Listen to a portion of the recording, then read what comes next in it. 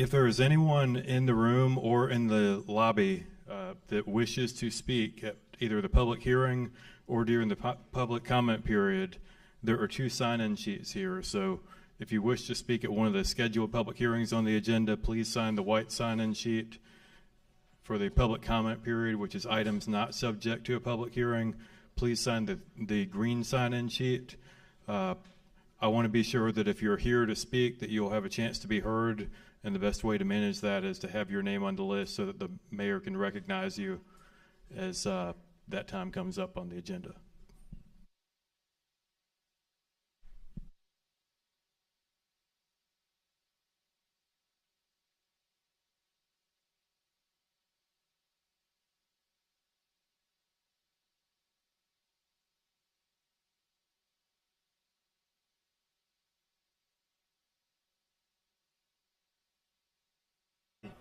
Welcome to our regular scheduled Board of Commissioners meeting for June 3rd, 2024. Our meeting is now officially called to order.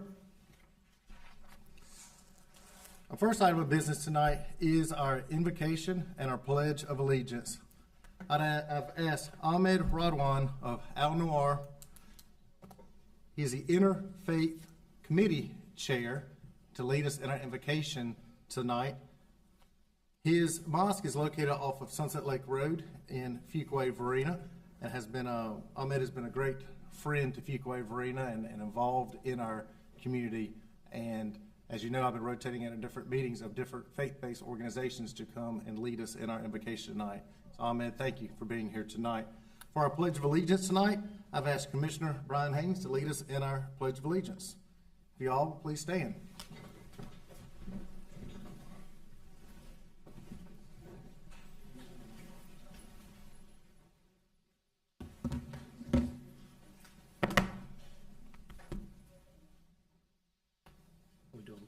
Pledge of Allegiance first, or invocation? Invocation. Sorry.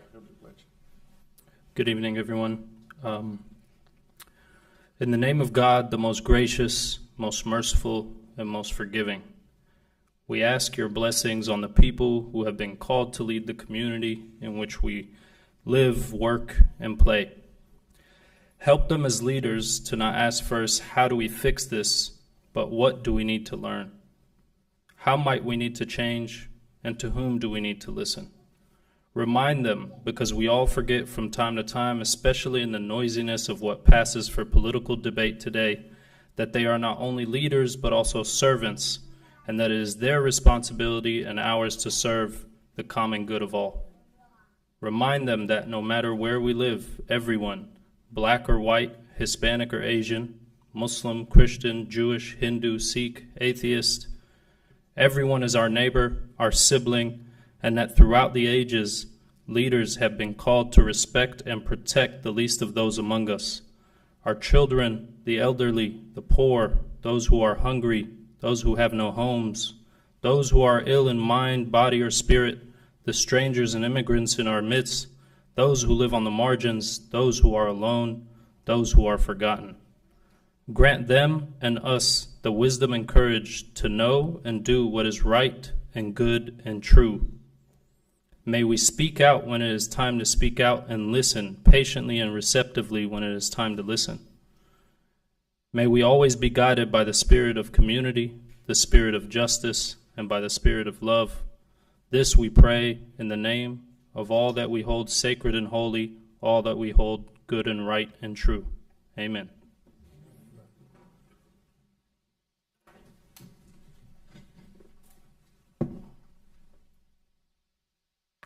I pledge allegiance to the flag of the United States of America and to the republic for which it stands, one nation, under God, indivisible, with liberty and justice for all. Thank you both. At this time, I ask Town Manager Mitchell to review the meeting protocol for public participation as it relates to this meeting. Adam, good evening. Good evening, Mayor. Good evening, board members. It's good to be with you tonight. Tonight's town board meeting is both in person and live streamed on the town's YouTube channel and Facebook page. Tonight's meeting contains a public comment period and 6 scheduled public hearings.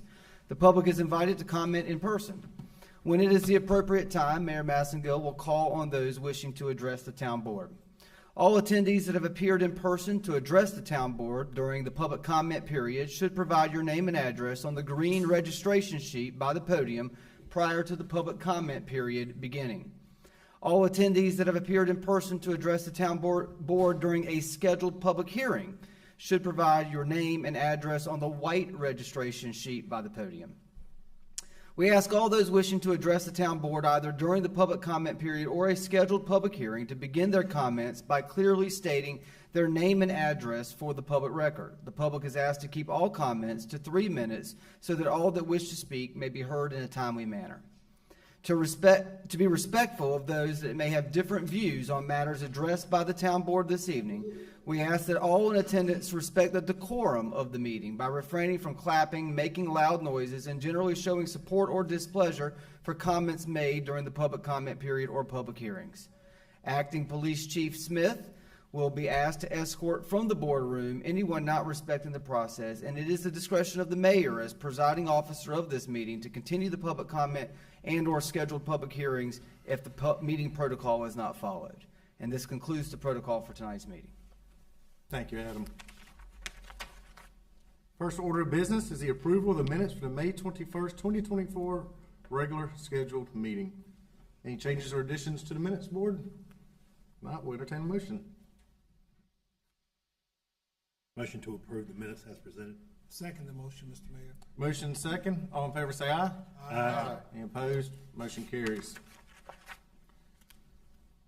First item of business tonight is going to be a presentation and an oath of office before we start our presentations. And this oath of office is to administer to our new full-time clerk.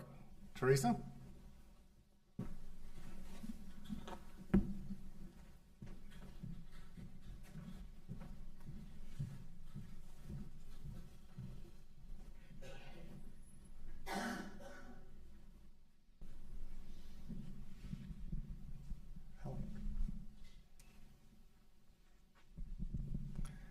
So Teresa, turn that down a little bit so I don't deafen you tonight. Teresa has worked with the town of Fuquay-Varina for 22 years, and our previous clerk had been the clerk for a very long time herself, and Teresa has been the deputy clerk, and so now she is going to be sworn in to be the official town clerk of Fuquay-Varina. Teresa does a lot of great things here for us in town. Not only is her job to keep track of all of the town's official records and orders and laws that have to go and be signed, the minutes, those types of things, but she provides a great service to this entire board up here, helping us be organized and helping us to make sure we're following the letter of the law when it comes to elected officials. And Teresa also serves in a capacity with management and the deputy managers, and so it is my honor not just to get to swear in our new town clerk, but also my friend Teresa to be our new town clerk here tonight. So you ready? All right.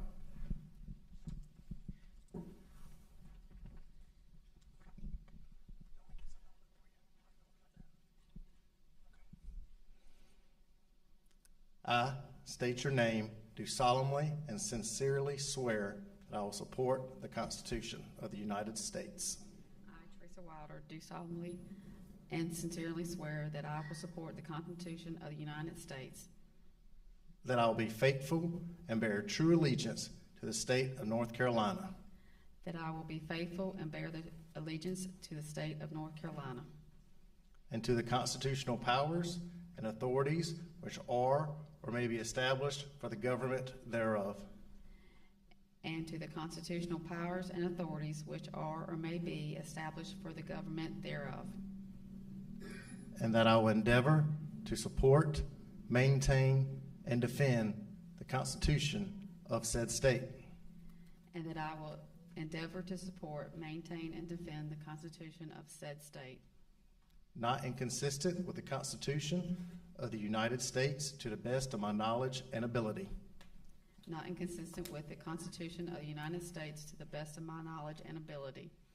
And that I will faithfully discharge the duties of my office as a town clerk for the town of Fuquay-Varina, so help me God. and that I will faithfully discharge the duties of my office as a town clerk for the town of Fuquay-Varina, so help me God. Congratulations and thank you.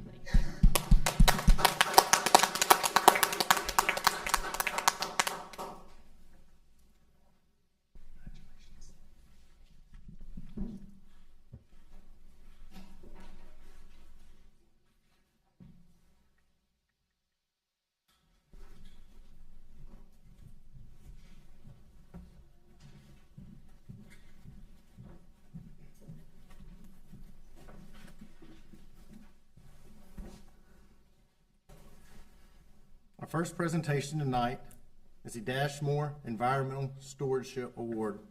More information about this agenda item will be presented by Environmental Program Coordinator Jennifer Mitchell and Engineering Director Pauling.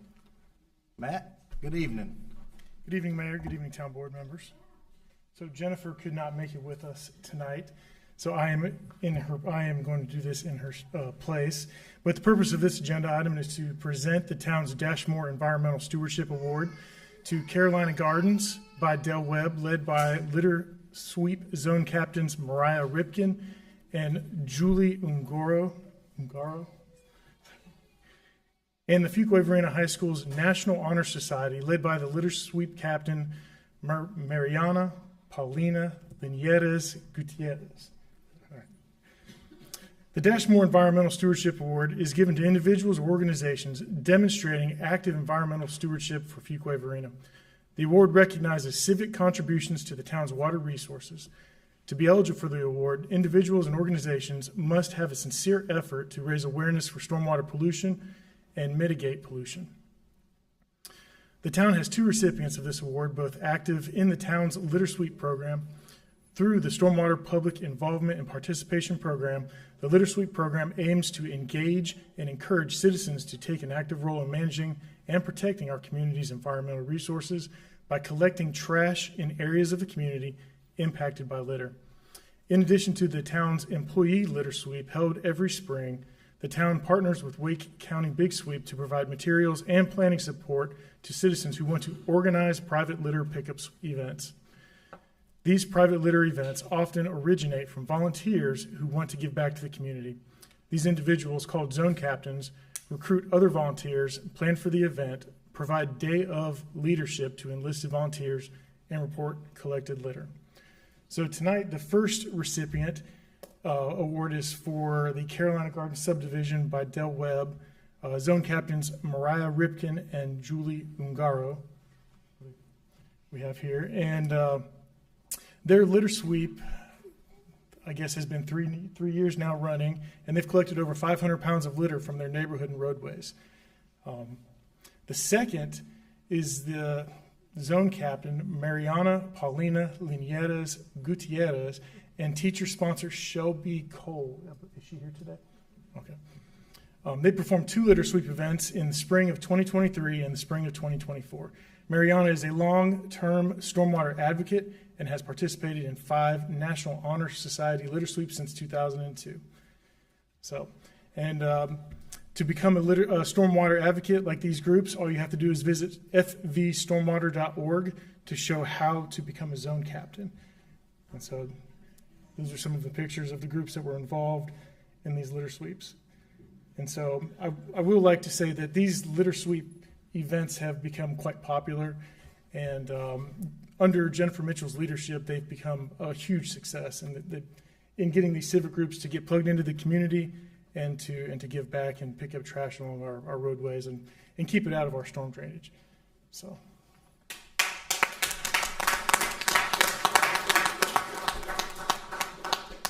Ladies, come on right up here with me.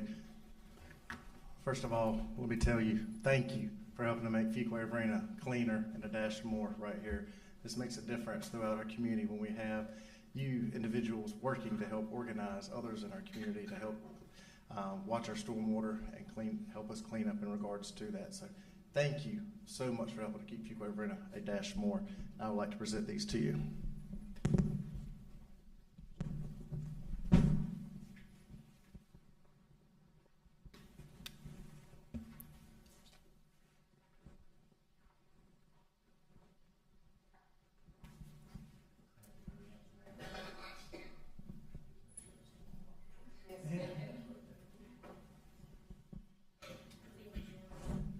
This shirt right here is Storm Walter, who is our mascot in town for our environmental initiatives and keeping stormwater clean. And so this is our Storm Walter shirt right here. So that's wonderful. Thank you for wearing this here today. We'd love to all shake your hand up here on the board and take a picture with y'all too. Thank you.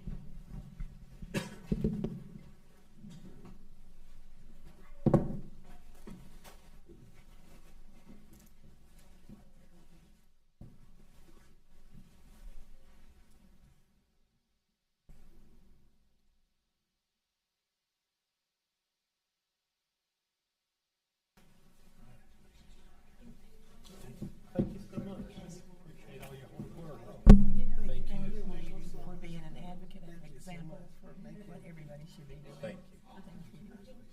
Thank you. Congratulations. Thank you. Congratulations.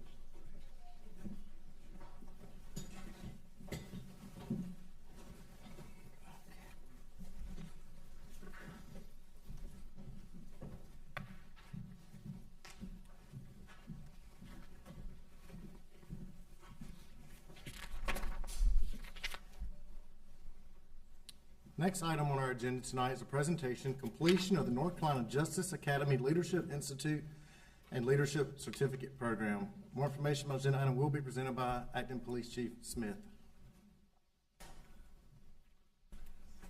Tim, good evening.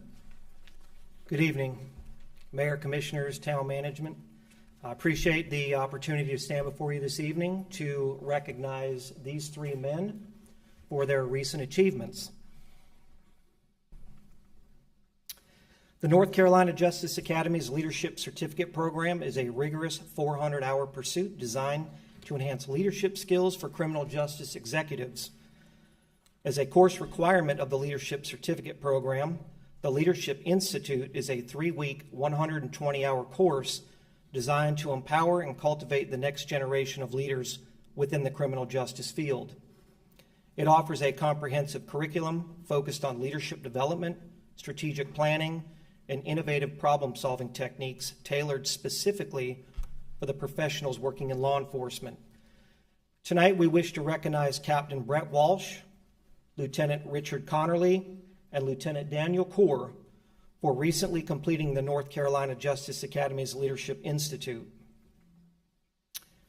Captain Brett Walsh started his law enforcement career on April 14, 2008, with the Fuquay-Varina Police Department. He currently serves as the Division Commander over the Criminal Investigations Division. Lieutenant Daniel Corr started his law enforcement career in April of 2007 with the Fuquay-Varina Police Department before transferring to the Goldsboro Police Department in June of 2010. Lieutenant Corr transitioned back to the Fuquay-Varina Police Department in June 2011. He currently serves as Watch Commander in the Field Operations Division. He realized we were a dash more and came back. That's right. Lieutenant Richard Connerly started his law enforcement career in February of 2007 with the Smithfield Police Department before transitioning to the Fuquay-Varina Police Department in June 2018. He currently serves as a Watch Commander in the Field Operations Division. Additionally, we'd like to further recognize Lieutenant Richard Connerly for completing the North Carolina Justice Academy's Leadership Certificate Program. As mentioned before, the Leadership Certificate Program is a 400 hours of leadership-based training, and the goal is to prepare criminal justice leaders to serve as criminal justice executives. Congratulations to Captain Brett Walsh, Lieutenant Richard Connerly, and Lieutenant Corr for completing these North Carolina Justice Academy's leadership courses aimed at elevating your leadership excellence. Additional congratulations to Lieutenant Richard Connerly for completing the North Carolina Justice Academy's Leadership Certificate Program. One thing I'd like to mention is Captain Walsh and Lieutenant Corr are on schedule to complete the Leadership Certificate Program this fall. So once they do that, that will make 5 of us in the police department that have completed this program, with several others that are actually enrolled. So congratulations to you 3 men.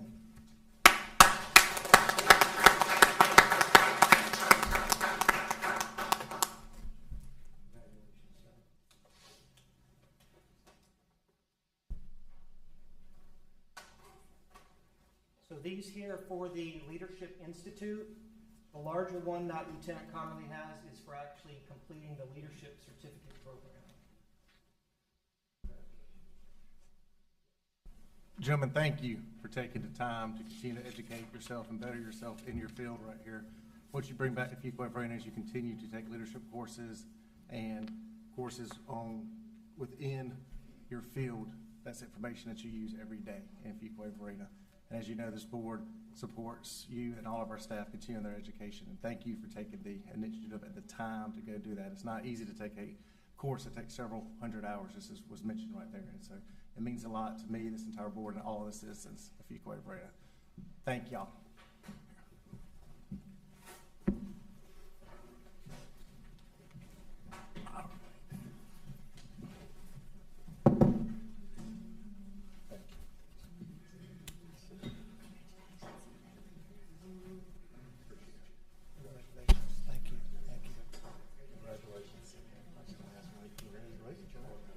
Congratulations. Thank you so much.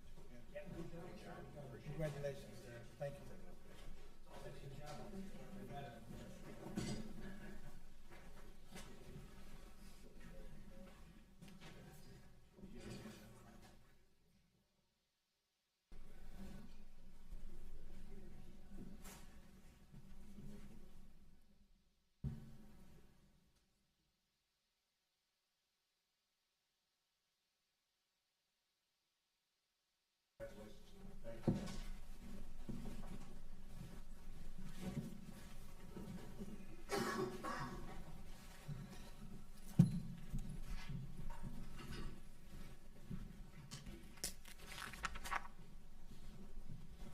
Next on our agenda is the public comment period. At this time, the town clerk will call on individuals that are in attendance and have registered to address the town board prior to the meeting. The public comment period is a time for the public to address the town board about any matter that is not the subject of a scheduled public hearing. Those speaking are asked to begin by clearly saying your name and address for the public record. Please limit your comments to 3 minutes in order that all who wish to speak may be heard in a timely manner. Teresa, do you have anybody signed up? Yes, we have one, Roanne Bilodine. Roanne, welcome. There's only one.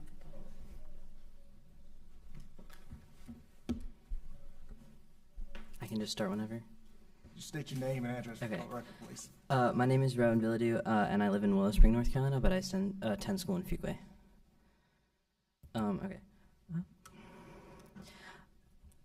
Good evening. My name is Rowan Villadu. I'm transgender and bisexual. I live in Willow Spring, North Carolina, but attend school in Fuquay-Varina. I was born in White County and returned home to North Carolina in 2022 when my dad retired from the United States Air Force. I am here tonight as a representative of the Planning Committee for the 3rd Annual Fuquay-Varina Pride Celebration. The significance of Pride lies in celebrating the strength, courage, resilience, as well as the achievements and contributions of the LGBT community.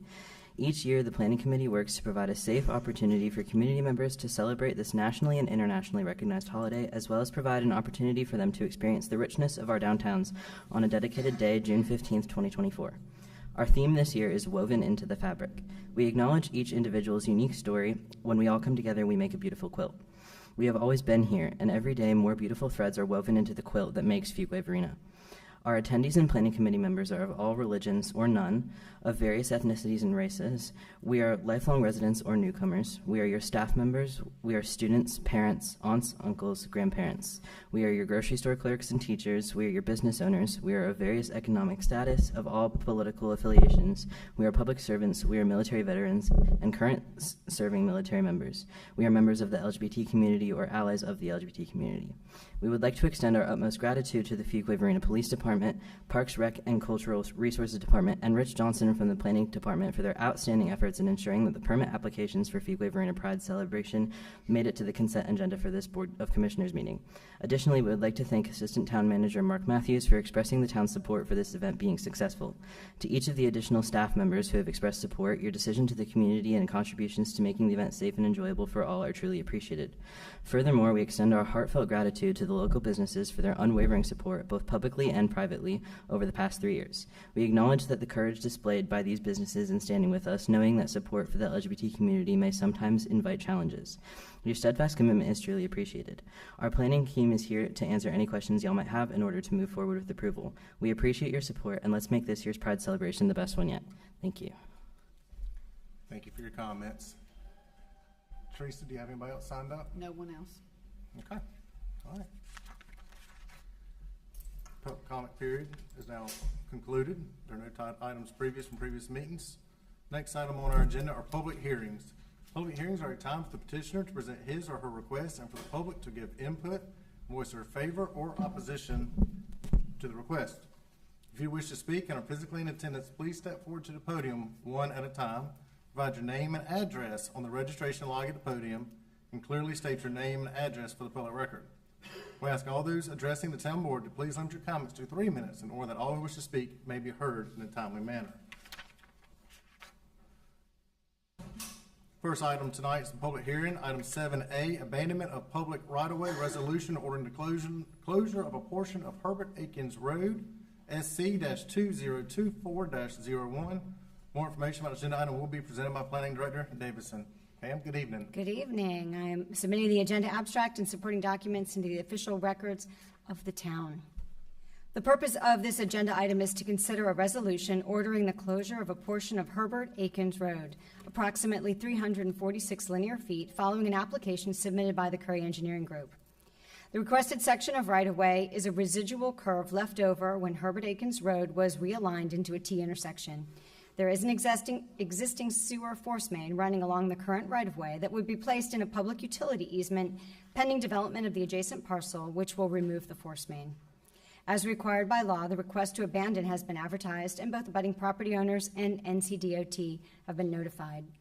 The suggested motion tonight is to adopt a resolution ordering the closure of a portion of Herbert Akins Road, approximately 346 linear feet, an abandoned remainder from its realignment as a T intersection as presented and recommended. I'm available for any questions. Thank you, Director Davison.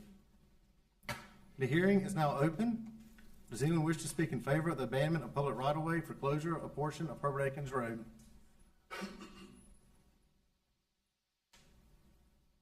Does anyone wish to speak in opposition to the abandonment of public right-of-way for closure of a portion of Herbert Akins Road?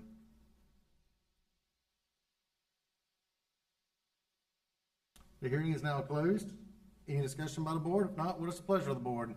Mr. Mayor, I make a motion to adopt the resolution ordering the closure of the portion of Herbert Akins Road, abandon the reminder from its realignment as a T intersection is presented and recommended. We have a motion and a second. All in favor say aye. Aye. Any opposed? Motion carries.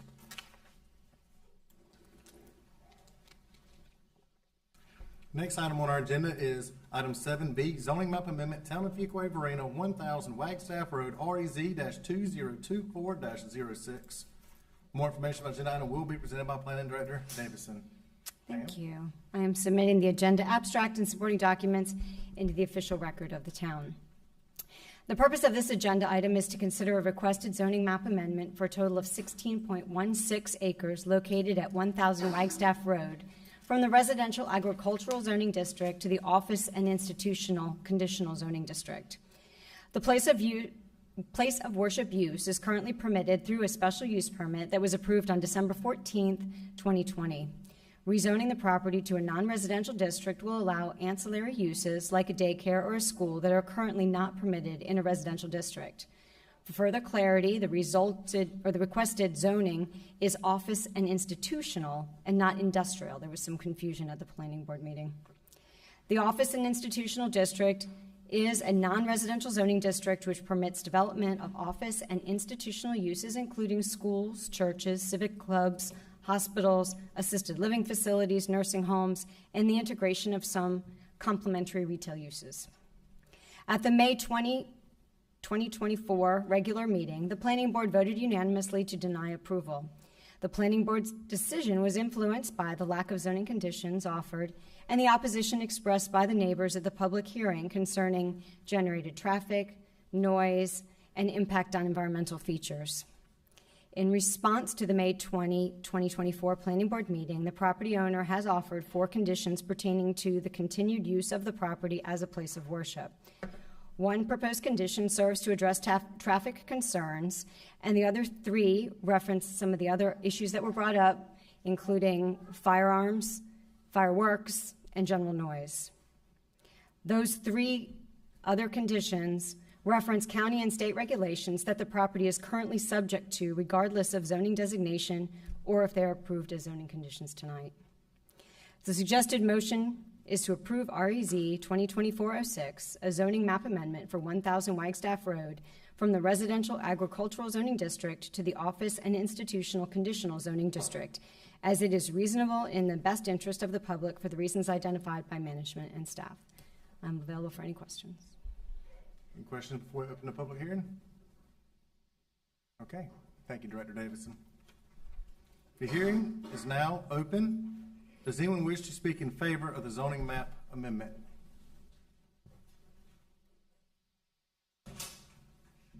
Good evening, Board. I'm Dwan Rich, pastor of Victory Temple Ministries, located at 1000 Wagstaff Road. I stand to speak in favor of the rezoning for the first purpose of we agreed to it with our settlement, and I pray that Fuquay will be a town of their word. Also, I would like to address some of the things that were said at the last meeting that were very much untrue. Things like we're not neighborly were said. And whenever I invite people into the church and I pray, one of the ladies across the street said we were not neighborly. I prayed for her father who was at the point of death. She came over at least 10 times. She worshiped with us twice. How can that not be neighborly? I don't understand that. Also, the gate is put on our building because of vandalism. There was obscenities painted on our walls. We've worked extremely hard to take care of God's property. I am a gospel preacher. Some things were said last time that I oppose Easter. All you got to do is go back and hear my sermon on Easter morning. I preached that Jesus got up on the 3rd day. I'm a gospel preacher, so those were not true. Nobody was in the street protesting. I have been neighborly. We have been neighborly. We allow people to come in and worship, all colors. As you see, white, black, whoever can come to my congregation and worship. But when things are said that are untrue, like we're backing up the traffic, if we don't have a gate on our building, we actually stop prostitution and we stop drug selling by putting up our gate. That church costs us a lot of money. We've also allowed everyone who wants to come in and worship, they can worship. I want to make sure in my few fleeting moments that I can, and then my phone's locked up. So a lot of things that were said last week were not true. We have never had a traffic jam with the gate. Some things were said that we wanted to build a church 3 times the size. Well, you can look at your record and find out that that's not true because we've never applied to build a church 3 times the size. You can also look at the fact we've never shot guns and we don't have a gun berm. So I have elderly members in here. Let me tell you what happened with that neighbor that expressed that last meeting. Her husband was shooting every single Sunday and my parishioners were afraid. So by law, because we're RA, Deputy Coates, who's a Wake County deputy, comes over there, he prays. By law, we shot 3 times in the back. We've never had a berm. We've never had a gun range. These are not true. And whenever they stated that we shoot all the time and that we shot in their yards, these are not true. We're not some right-wing militia group. That's not true. Those things that were said has absolutely nothing to do with rezoning. We want to rezone because of our agreement. We want to rezone because of what we went through. So I just wanted to address those things. We're not violent people. We're not mean people. I preached Jesus Christ lived, died, and rose from the dead. I have helped the community. We have gotten drug dealers and drug people. You will be surprised who's in here now who had violent records, but now productive citizens who have children and businesses. I pastor people of means. So when these things were said, you're not neighborly, I want to ask, how do you define not being neighborly?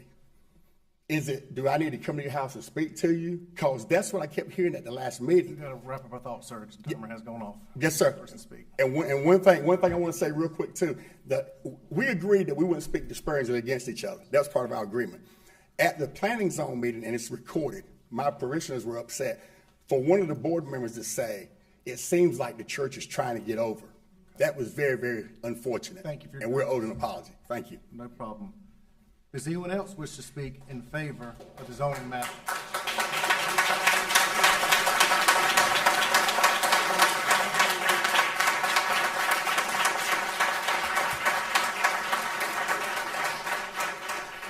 Folks, we will not be clapping after each speaker tonight, whether you're for them or against them, whoever it is. If the clapping continues, we'll clear the room at that point and have one person here at a time for the public hearing. We do not cheer for or against whoever is speaking, no matter what the subject matter is tonight. Sir, would you like to speak in favor of the zoning map zoning map amendment proposal? I would, Mr. Mayor. Thank you. Thank you, Mr. Mayor, members of the board. My name is Nathaniel Parker, 200 Town Village Drive, Cary, North Carolina. I represent the church in both this rezoning and in other interactions with the town, as you may be aware. And I think that really the church's great desire here is to resolve and move forward. I do want to touch on the neighborliness point first of all. I think it's worth noting that there is a full house tonight, and those are all members of Victory Temple Ministries. These are people who have experienced life change. These are people who are impactful in the community. These are your neighbors. These are good people, and I think encouraging this work is important. As a demonstration of the intent of the church, there were some things that were said at the planning board meeting that the church felt strongly were not factually accurate. Nonetheless, they received all of those things, and they have responded with conditions to address the concerns of the neighbors, factual or not. Take, for example, the gate. So the gate does serve a very important purpose. That is usually open early. We've never experienced or noted that traffic is backed up, but we're willing to acknowledge that someone may have perceived that. And so we have a condition that says that gate will be open an entire hour before our services, so that if there's any issue, it's been addressed. In regards to guns, we've got a constitutional amendment, but Wake County does have an ordinance that specifies a safe manner to use guns. And so we've agreed to do all of those things. It was noted that some of the conditions that we've made regarding noise, regarding guns, are an acknowledgement that we will comply with Wake County's ordinance. That isn't a nothing. We have now given you the opportunity to employ your zoning authority on top of what Wake County can do in terms of the sheriff's department. So there is some value added there. That was one of the comments that was noted by the planning board. They wanted to have more control here. Certainly the reason that we're looking for O&I is because of the desire for a daycare and a school. As you may well know, the church existed in Wake County before it was involuntarily added to your ETJ. And so what that means is the only means for a church to have an ancillary daycare for its congregants is through O&I. It's not available in the residential districts. And so that is why we desire to have the O&I. I believe that we've worked very hard to address every one. I actually asked I made a transcript of the board, the planning board hearing. We identified all of the issues that were raised, and we've added conditions to all of those things that we can. Now, we can't maintain Wagstaff Road. DOT owns it, and they maintain it. So people had concerns that it's got poor condition. We can't fix that. Some of the environmental issues, the site plan process for that. Thank you very much for your time. We'll be here to answer any questions that you have. Thank you, sir, very much. Does anyone else wish to speak in favor of the zoning map amendment? Teresa, is there anybody in the hallway that wants to speak in favor? All right, we'll move on to the next section. If we miss somebody, then you can correct me on that, Teresa. Does anyone wish to speak in opposition to the zoning map amendment? Please come forward if so.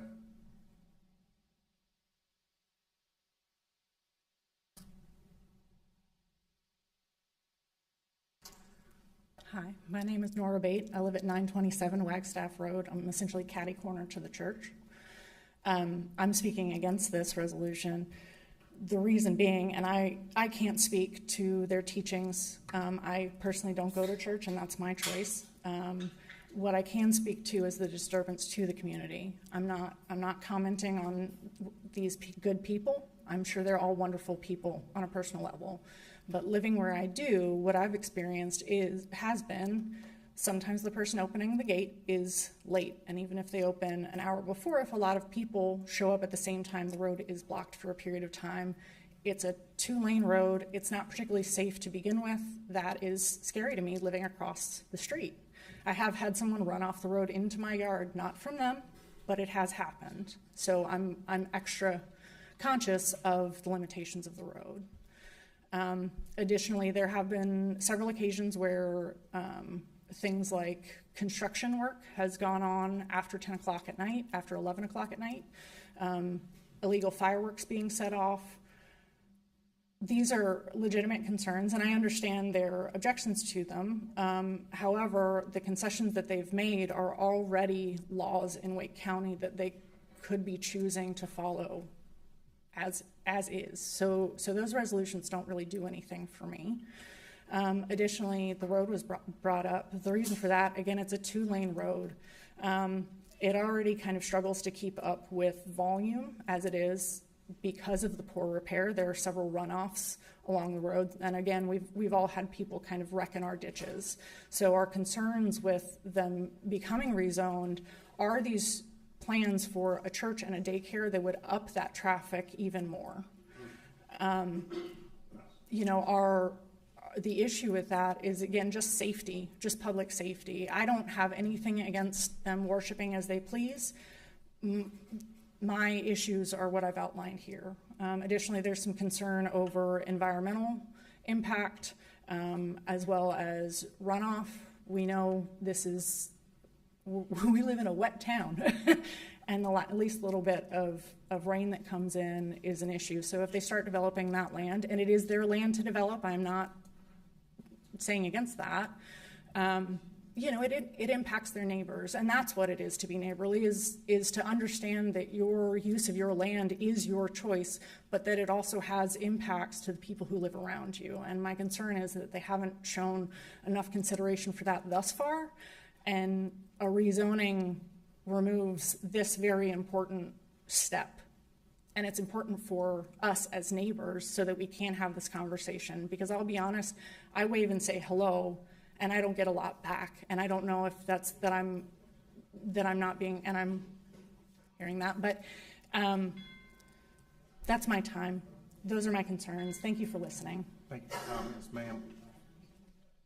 Folks, just as I allowed nobody to speak, interrupt others who are speaking earlier, we're not going to have chiming and comments underneath the breath going in this audience. I'm not going to continue warning. This room will be cleared for that. Does anyone else wish to speak in opposition to the zoning map amendment? Good evening. My name is Bree Arthur. My husband and I own 7624 and 7628 Troy Stone Drive. Both properties are church adjacent. My only concern is about floodwaters. This is a wet city, as was just mentioned, and in the zoning board meeting, every grievance that came up really did revolve around the fact that we don't have a stormwater plan, and with more development, our properties will become wetter, and because we don't have septic systems, or we have septic systems, we don't have sewage, we run the risk of our homes not being able to have flushable toilets. My biggest concern with any development in this city is that we're not thinking proactively about what happens when water comes over all of this impermeable space. We own a half an acre of a woodland swamp that is church adjacent, and well, it's not precious wetland. It's full of invasive plants, but it fills with water. It stays flooded with water year round, and in particularly wet winters, our backyard floods all the way to our leach field. And if we have more large buildings constructed behind us, we will have more water seeping into that woodland swamp, ultimately influencing how our septic systems can function. So if there is a resolution to bring a sewage line to this section of Fuquay-Varina, that would potentially solve a lot of problems for all of us. But at this moment, that's not one of the considerations. We're not even part of the town of Fuquay. We are Wake County residents. We don't even get to vote in your elections. And the consideration of having more development impact this wetland is an extreme concern for the properties that we've invested a lot of money in. And I hope that you will take that into consideration as you continue to develop the land of Fuquay, and that we really need a stormwater plan, because we get serious weather and we need to do something with the water that is efficient. And we don't have that plan at this moment, and it's quite disappointing. So I appreciate your time and consideration, and I don't think that you're bad neighbors at all, okay? I'm just worried about my septic system not working. Ma'am, we don't Sorry. address each other. Okay, sorry, apologies. They aren't bad neighbors. We're just really worried about water issues, and that is a huge problem for this city. So please, Town Council, take into consideration the fact that this used to be called Fuquay Springs, and we have a lot of groundwater, and then we have a lot of surface water. And more development means that we have bigger challenges ahead. Thank you. Thank you, ma'am. Does anyone else wish to speak in opposition to the zoning map amendment?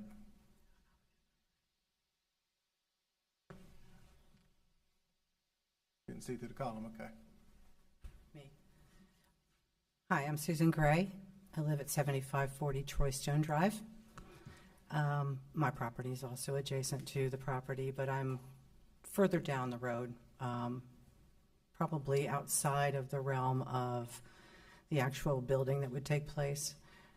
My concerns are just, I brought them up at the first meeting, and they were that of the traffic, especially if, and because it's unknown what's going to be built there exactly.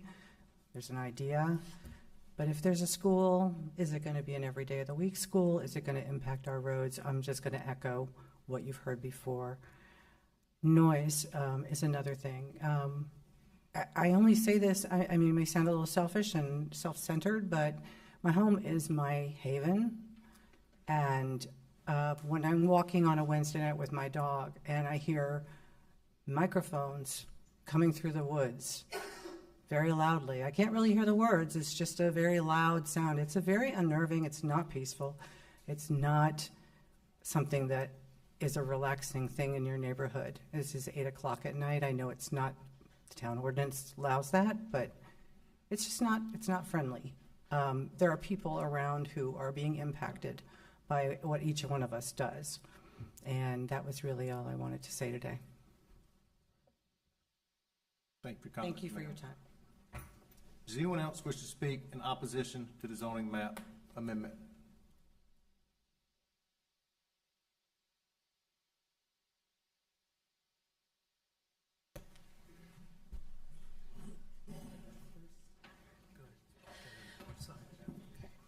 Hi, I'm Owen Williams. I live at 920 Wagstaff Road, right next to the church. I'm opposed to the resolution. I don't understand the need for rezoning. It's clearly a residential area, agricultural. There's neighborhoods, fields, houses. It's a quiet residential area, and I'd like it to stay that way. And I'm also concerned by the lack of a concrete plan. They say they want to build a school or something, but at the board meeting, it was clear that you can present a plan, like a concrete plan. This is what we want to rezone to and for.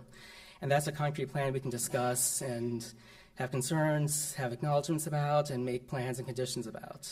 But this is just a blank slate that doesn't give us really any option to have feedback before it's too late. So I oppose a blanket rezoning with no conditions.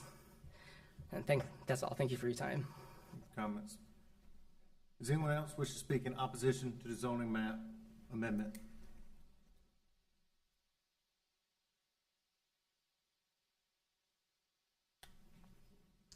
Hey, my name is Ashley Smuck. I am the property right across the street, 1009 Wagstaff. My family lives at 1013 Wagstaff right beside us. I'm the one he's referring to about coming into his congregation, and I tried it. And I had some things that I can't even say here of what was said on stage. It was very heart-wrenching. I do have videos from 2020, February 13th, February 14th of them shooting back there. Plenty of the stuff that he said that I said was untrue. I have documented proof that is true. I want to be a good neighbor. I want them to be a good neighbor to me. They came here. We were there first. They are not a community member. I don't know what else to say, but I am a Christian. I'm a Baptist person. And after that first lady said that she was not, the first thing this pastor said, that's her first problem. That's the guy that's leading this church. Thank you so much. Does anyone else wish to speak in opposition? Does anyone else wish to speak in opposition to the zoning map amendment?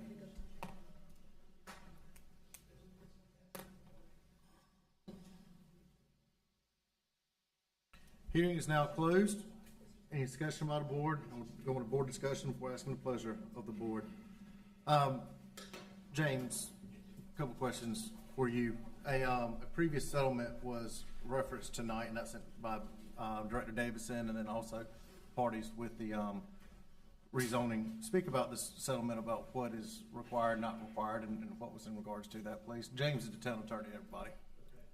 The provision of the settlement agreement with town staff will apply to Let's, Scott, turn up his microphone. I can't hardly hear him. Okay, we're on now. It was not green. Town staff will apply for amendment of the town's zoning map to rezone the parcel from residential agriculture to office and institutional. Town staff will carry out all steps in the rezoning application process, including notice, neighborhood meeting, and recommend approval of the rezoning to the planning board and board of commissioners. Plaintiff, being the church, agrees to furnish information to the town planning staff to assist in the rezoning. If the application meets with opposition from third parties and conditions are needed to obtain approval, plaintiff agrees to consent to reasonable conditions that allow future development to be compatible with the surrounding area and accept such rezoning as satisfactory for purposes of the town's performance. So town staff has recommended approval in accordance with the agreement, both to the planning board and to this board, and they've offered up conditions to answer some of the concerns. So that's the provision of the settlement agreement.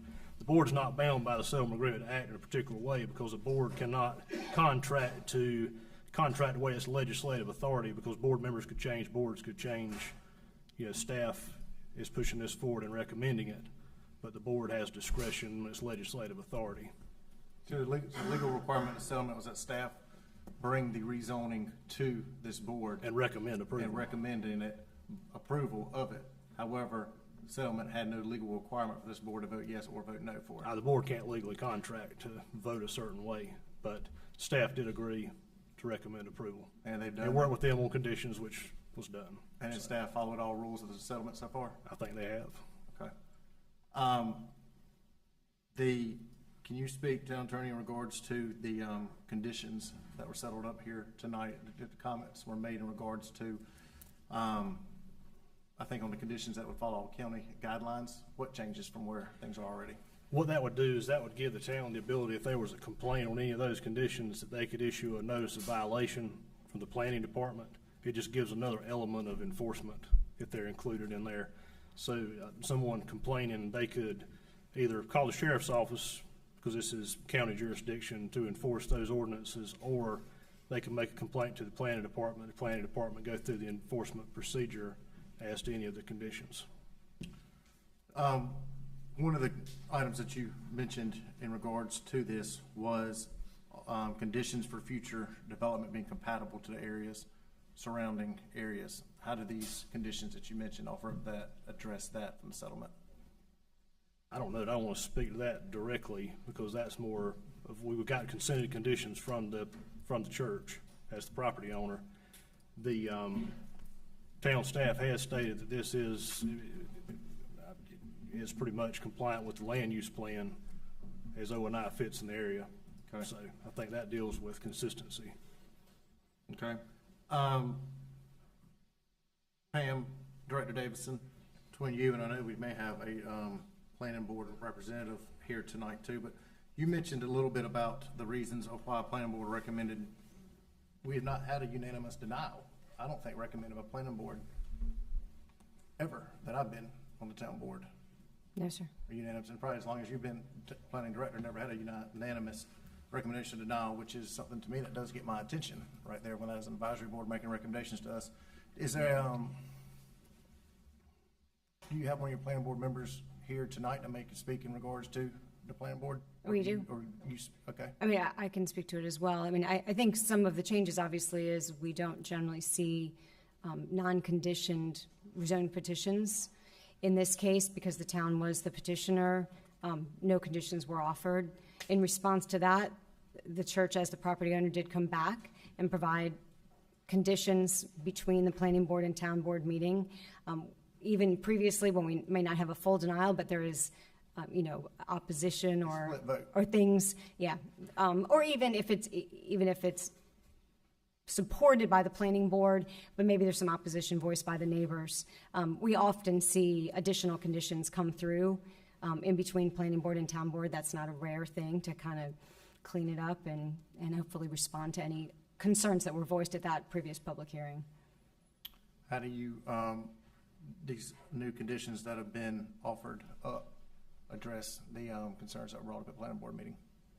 So they specifically do, as the lawyer responded, they specifically address conditions that were brought up: the traffic, firearms, fireworks, and noise in general. So, I mean, those are the 4 conditions that they offered. Nolan, I believe you represent the planning board tonight. Is that correct? I'll ask you also come up here with Director Davidson, maybe speak in regards to the planning board. I mean, I think from our conversations, those conditions or lack of conditions were kind of the main concern that the planning board had. I can't speak on behalf of the planning board and say what they would feel with these new conditions, but, it's a significant change since there were no conditions when we heard it originally.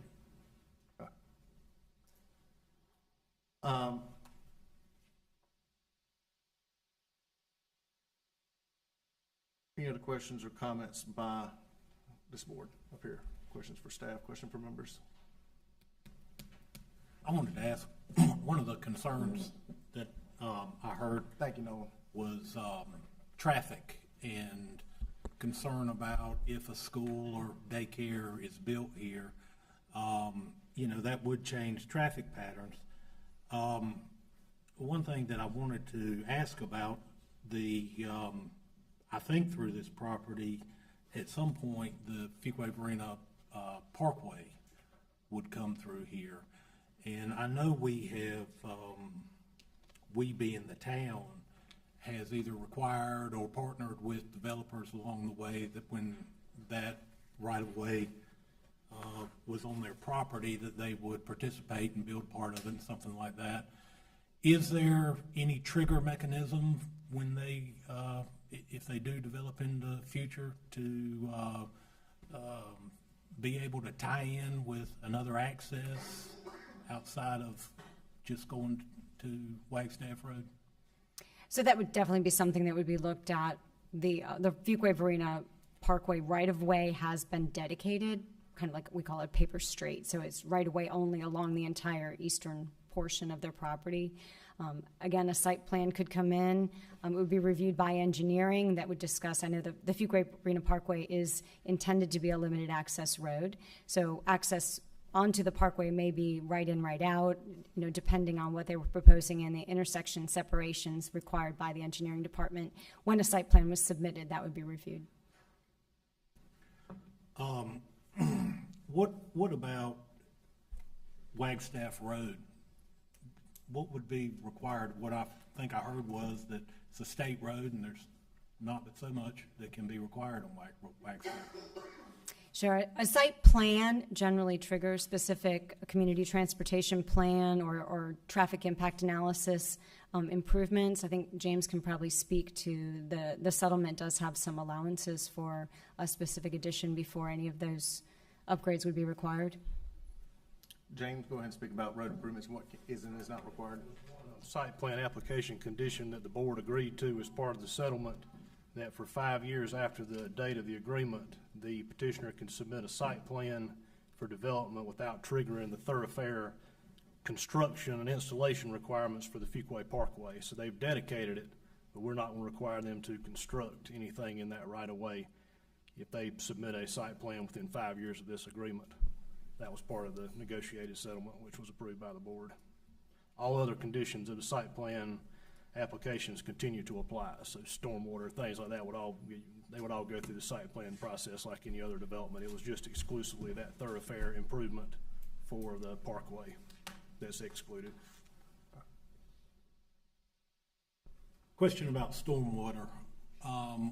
we heard tonight that the town of Fuquay-Varina does not have stormwater plans.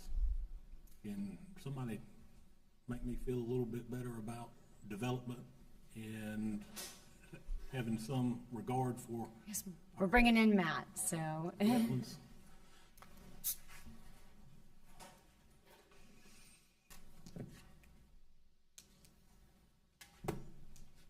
I'm sorry, could you repeat the question, please? There was some concern and some about the fact that the town of Fuquay-Varina does not have stormwater plans, or concern that this property would be developed and significantly or just any at all increase runoff and negatively affect the surrounding neighbors.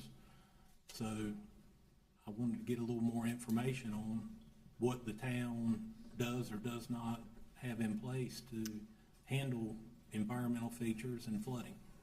We do have a stormwater plan in place. When the site plan comes in, the runoff will be diverted to a pond, which will attenuate the storm and will collect the nitrogen and will discharge it in a manner that is non-erosive according to state law. So if a site plan were to come in, they would have to address all these concerns. So we do have a stormwater plan in place. What I'm hearing is the stormwater, we do have a plan in place, and there's nothing that would stop us from enforcing the plan. That is correct. The transportation plan, it sounds like we've got a 5-year window when the town's hands are somewhat tied on enforcing it as stringently as maybe we would with someone else. Mr. Harris, go ahead. Just a couple of comments and observation. Certainly it speaks to, and I don't think it's difficult for anybody in this room to understand that there is a strained relationship between the community, this congregation, and the neighbors. I mean, I think that's a fact. Now, I think the thing that I would love to see is that we as a municipality, we take the approach where we want to partner with organizations of faith. I think historically that has been the position that we have taken since my tenure on the board, and the effort to build relationships I think is so important to us as a community.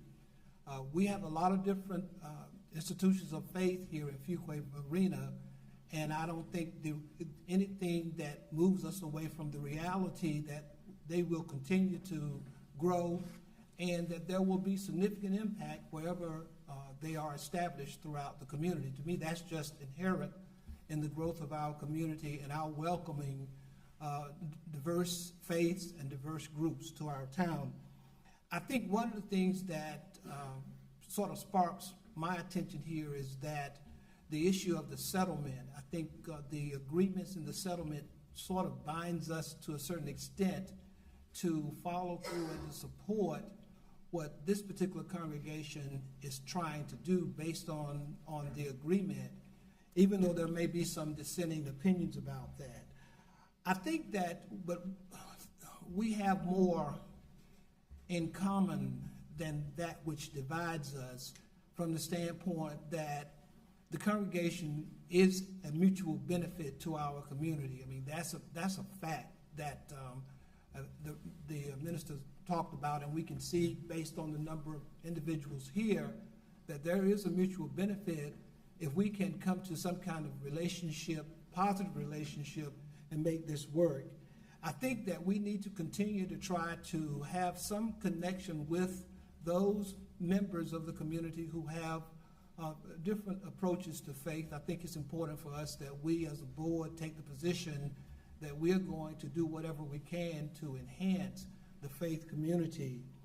I think that, again, I'll go back to the settlement and the formal agreement. Certainly the neighbors have their opinion about the impact that this decision will have, whether a lot of it is true or factual or not. I mean, I think people have their own opinions about, what impact this may have. And based on that, Mr. Mayor, I'd like to move that we approve the REZ 2024-06, a zoning map amendment for 1,000 Wagstaff Road from the Residential Agriculture RA zoning district to the Office and Institutional Conditional Zoning District, O&I CZD, as it is reasonable and in the best interest of the public for the reasons identified by management and staff.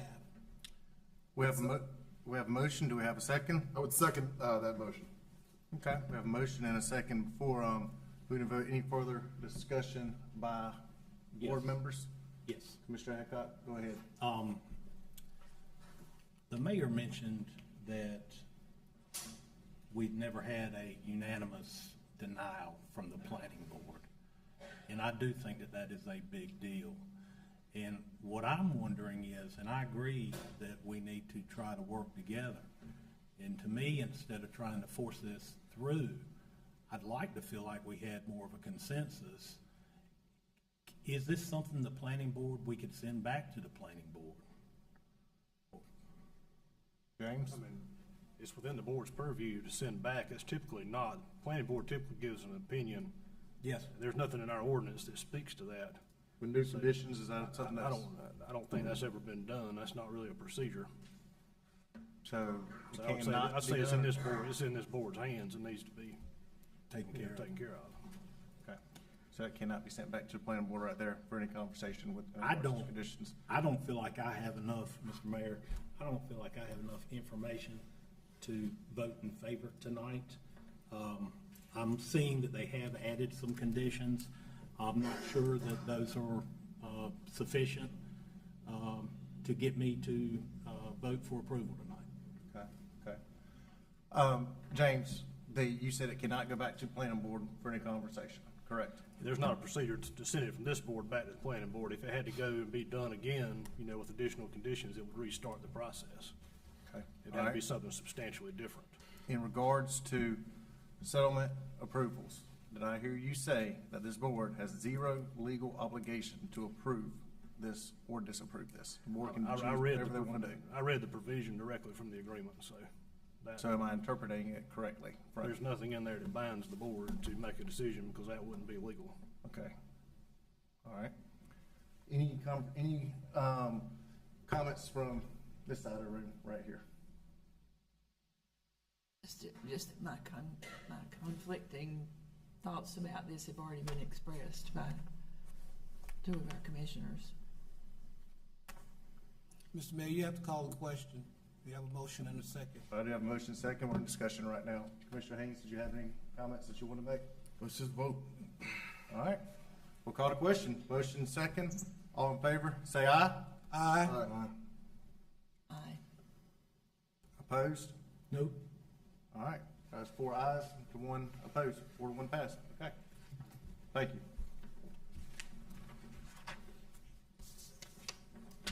Just in case anybody doesn't want to stay the rest of the night, you don't have to stay, by the way. I know some people are here for certain agenda items right here. Just give you a little easy way out.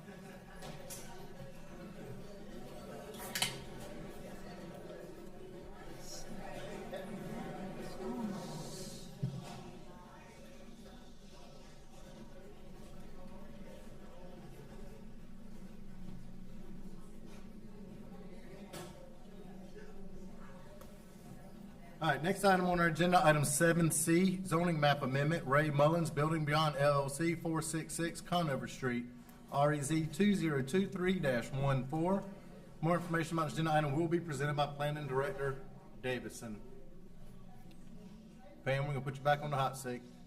You gotta get through first. Yeah. Yeah. That traffic jam.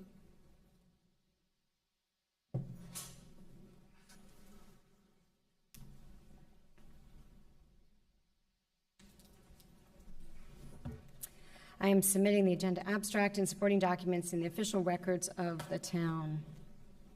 The purpose of this agenda item is to consider a requested zoning map amendment for a total of 0.33 acres located at 466 Conover Street from the residential medium density zoning district to the town center residential zoning district. The request is consistent with the 2040 Community Vision Land Use Plan, which calls for town center residential classification. The subject property consists of 4 lots from the original Lincoln Heights subdivision. The proposal is to develop 2 2-unit townhomes on the 4 existing lots, resulting in 4 fee simple townhome lots. The petitioner has offered several conditions related to the facades of the homes. Since the 4 lots were subdivided as part of the Lincoln Heights subdivision back in 1945, they qualify as lots of record and could be developed without rezoning by right with 1 single-family detached lot on each lot. At the May 20th, 2024 regular meeting, the Planning Board voted unanimously to recommend approval. The suggested motion tonight is to approve REZ 2023-14, a rezoning map amendment at 466 Conover Street from the residential medium density zoning district to the town center residential zoning district, as it is reasonable and in the best interest of the public for the reasons identified by management and staff. I'm available to answer any questions. Thank you, Director Davison. The hearing is now open. Does anyone wish to speak in favor of the zoning map amendment?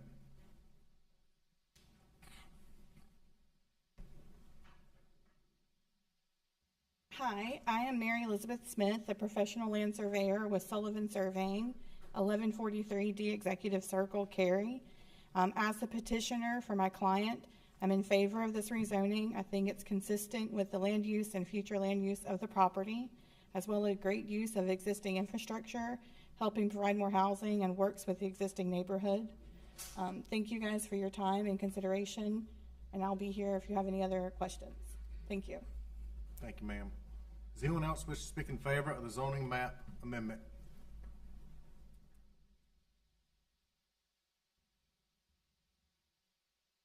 Does anyone wish to speak in opposition to the zoning map amendment?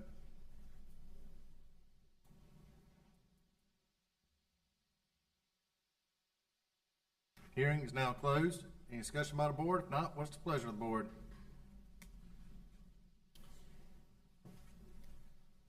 Mayor, I move that we approve REZ 2023-14, a zoning map amendment at 466 Conover Street, as presented and recommended.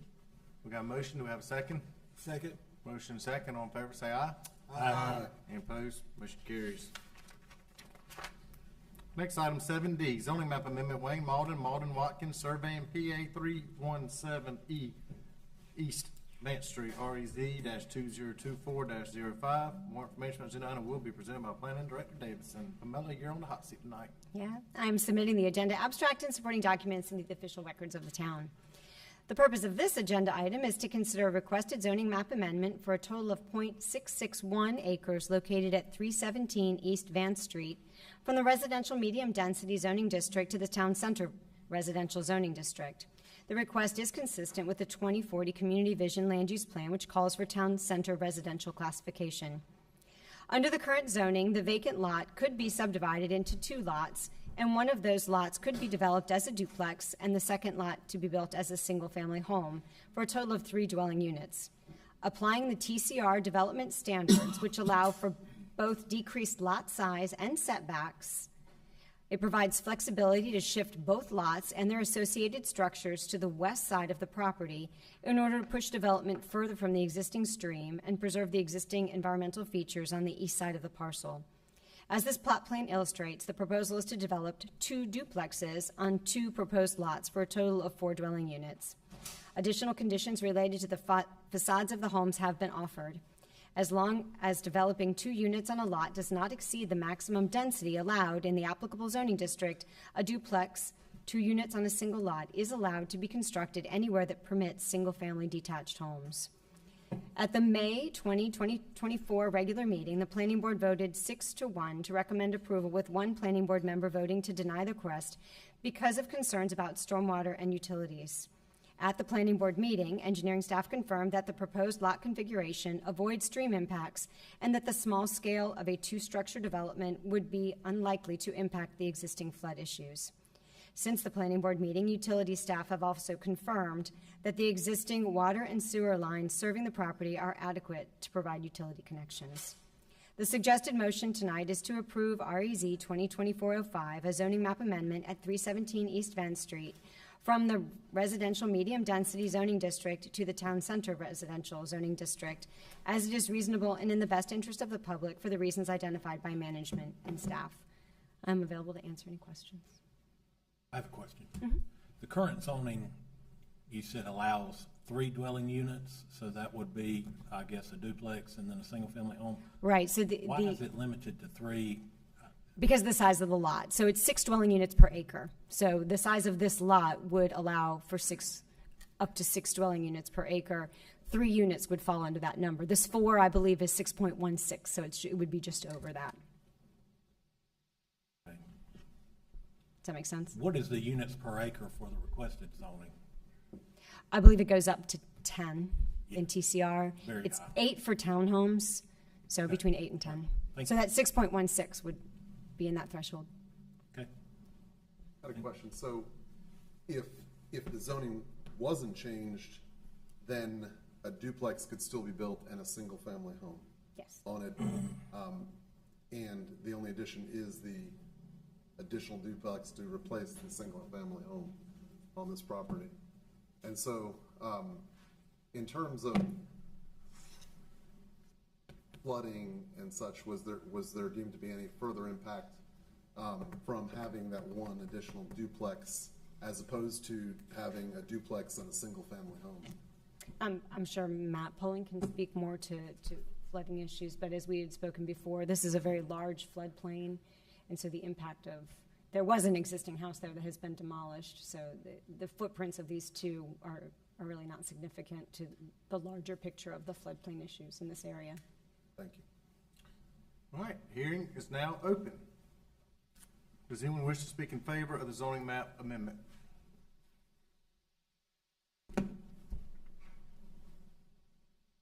Good evening, Mr. Mayor, board members. I'm Wayne Malden with Malden Watkins Surveying, 139 North Main Street here in Fuquay. And I put this petition together for my clients, O'Dowds, who are here tonight, that you have before you. We did have the meeting, and some of the neighbors were concerned with flooding issues. Apparently, there have been ongoing flooding issues out there for some time. We were informed that they had contacted the town and couldn't get nobody to come out and look at them and address the issues. I did give Miss Jones, who's the one that's to the right of our lot, a name and a number to call at the town to see what she could do with the flooding issues. I also told her if she didn't get no answers, she could start emailing and calling each one of y'all, and sooner or later she would get an answer, or she would get some help. Okay? As far as the splitting the lot can be split now. As you heard staff say, we can still build 3 units on it. If you look at the plot plan there, you'll see that the units we have on there now is only 6 feet out of the creek. So it's highly unlikely, but in our meetings with the staff, we were agreed to show the maximum or the worst case scenario in this case. We know we might not be able to do that second duplex because it is down in the flood hazard area and real close to the creek and the sewer line. Other than that, some of the other concerns were, the property values and having a duplex in their neighborhood. But I am in favor of it, and if any of you have any questions, I'll be glad to try to answer them. Can I ask a question of him or your board discussion? Board discussion is fine. I do. If you don't mind. Go ahead. Yeah, go ahead, Commissioner Adcock. There were some conditions submitted. Was there any thought given to a condition of limiting the units to 3? No, sir. Okay. We can do the 3 without the conditions. I mean, we went TCR so you could get the conditions. If we do it without rezoning, we don't have to give any conditions. Right. In our meetings with the staff and stuff, in our discussions, we felt like it was better to offer these conditions up front rather than do it without them. What does the zoning change do for you? Really, it only allows the 1 extra unit if it'll fit. I mean, we got all kinds of environmental issues to jump through being that close to the creek. We're going to have to do a flood study. It will have to be elevated above, at least 2 feet above the 100-year floodplain, if that is even possible once the flood study is done. I think in the planning board meeting, this floodplain was like 160 acres. Remember? It comes all the way up here. The water that falls in the parking lot here runs that way. Okay. So it's got a huge floodplain area. Okay. Okay, thank you. Does Does anyone else wish to speak in favor of the zoning map amendment?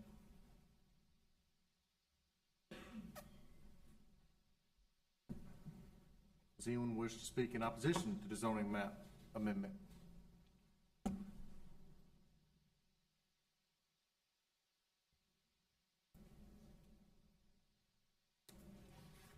I'm Ann Jones. I live at 403 East Vance Street, Fuquay-Varina. I am opposed to the rezoning of 317 East Vance Street. All of the homes on East Vance and in my neighborhood are single family. People buy these homes because of their character, affordable prices, and larger lots. Multifamily housing could change the character of one of the town's original neighborhoods and could adversely affect property values. My family has owned my home for over 60 years, and I share a property line with this lot. Both lots have flood hazard soils because of the creek that runs midway through 317. According to Jennifer Mitchell of the engineering department, town of Fuquay-Varina, stormwater from 160 acres of land flows into this creek, which eventually flows through two pipes under East Vance Street located at the front of my lot. We have had flooding problems for years during heavy rains. However, for the last 3 or 4 years, the flooding has gotten worse, which is probably due to increased development uptown, which leaves less soil for rain to soak into, and torrential rains caused by climate change. During a heavy rain, the creek now comes out of its bank as it crosses the adjacent lot and rushes toward my house. The flooding previously occurred when the creek reached the pipes under the street. Now water stands in the lot for days after storms. Last year, when we had 4 inches of rain in 1 hour, the creek came within 6 feet of my house and stretched from there to the other side of the street. That was 40 feet of water rushing through my yard. My concern is that removing trees, building 2 duplexes where there was 1 small home, paving 8 parking spaces up the hill from me will increase flooding because there will be less soil to absorb stormwater. The structure on Lot 2 will be on flood hazard soils with the corner of the deck 8 feet from the creek bank. Also adding 4 families to a problematic sewage line which flows uphill could cause new sewage problems. If this project is built, it could cause my home to flood underneath or inside. My homeowner's insurance does not cover flood damage, so I will have to buy a flood policy which costs $1,100 a year or more. I am retired and live on the fixed income, so this is a lot of money to me. Please consider the effects of rezoning on me, my neighbors, and my neighborhood when you vote tonight. Thank you. Does anyone else wish to speak in opposition to the zoning map amendment?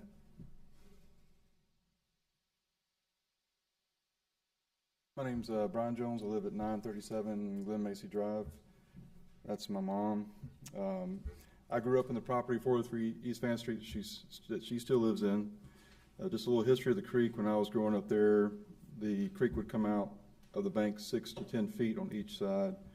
Now, 30 plus years later, it goes 20 to 30 feet on each side of the bank, which is referring to the flooding that she's talking about, which has now come within 6 feet of her home consistently over the last 4 years when we have heavy rains that are in a short period of time. As was stated, 160 acres drain through this creek. Any property that's developed in Fuquay that's less than an acre does not have to treat the water on their site. So that water, when you have a new building on that's built here in Fuquay, within that area of 160 acres, all the stormwater is going to be added to this creek. Architecturally speaking, I am an architect. I do understand the development process and realizing full potential of sites. I work with clients all the time to help realize that full potential of a site and the spirit of it. I think this property was larger for a reason, and the original reason was for the creek. We understand that TCR zoning allows the town to have some more close oversight and to the way in which the home is built, the way, or the structures are built, the way in which the structures look. We would be in favor of the TCR zoning, but without the subdivision of the property. We feel like the subdivision is creating an adverse potential for 403 East Vance Street by putting the additional duplex adjacent to the creek. And that creek already goes outside of the banks 20 to 30 feet. That home will be right in the middle of that flood zone, pushing those waters into the lot and closer to 403 East Vance Street. We also think that a water study should be completed before the properties are subdivided that allows everyone to understand the effects that stormwater and Fuquay have had on that creek and in that area for zoning and for flooding. There are no conditions in place that say they can't go higher, even though per acre, as you were listening to as well, although it would be very difficult to place something else on this property. We would ask that you consider granting the TCR rezoning for the one parcel, but not have the subdivision approved as part of this process. Thank you. Thank you for your comments, sir. Does anyone else wish to speak in opposition to the zoning map amendment?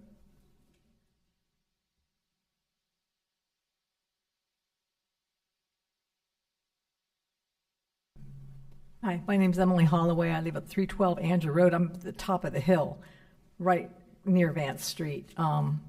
My objection to this is I understand the proposed duplex on the one lot. We can live with that.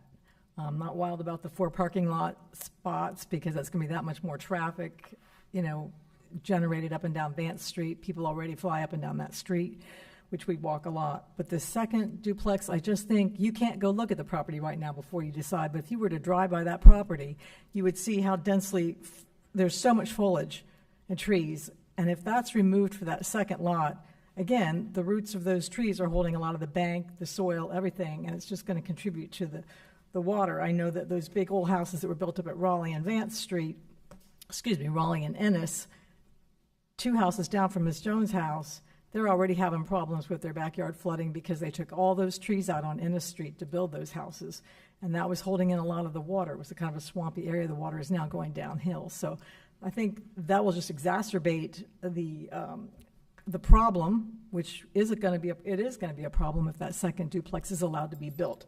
So I would hope that you would consider not doing that, not approving it, and just leaving the one to go. It's still going to be a lucrative proposition for the owners, and it would be better fit into our neighborhood of single-family homes.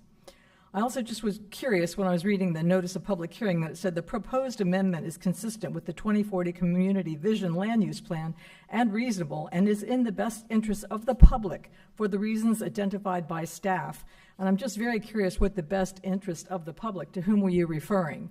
Because for those of us that live in that area, we don't see it as our best interest. So again, I would just like to voice my opposition to the allowance of 2 duplexes to be built on that lot, space divided into 2 lots, and I hope you'll give that some consideration. Thank you. Does anyone else wish to speak in opposition to the zoning map amendment?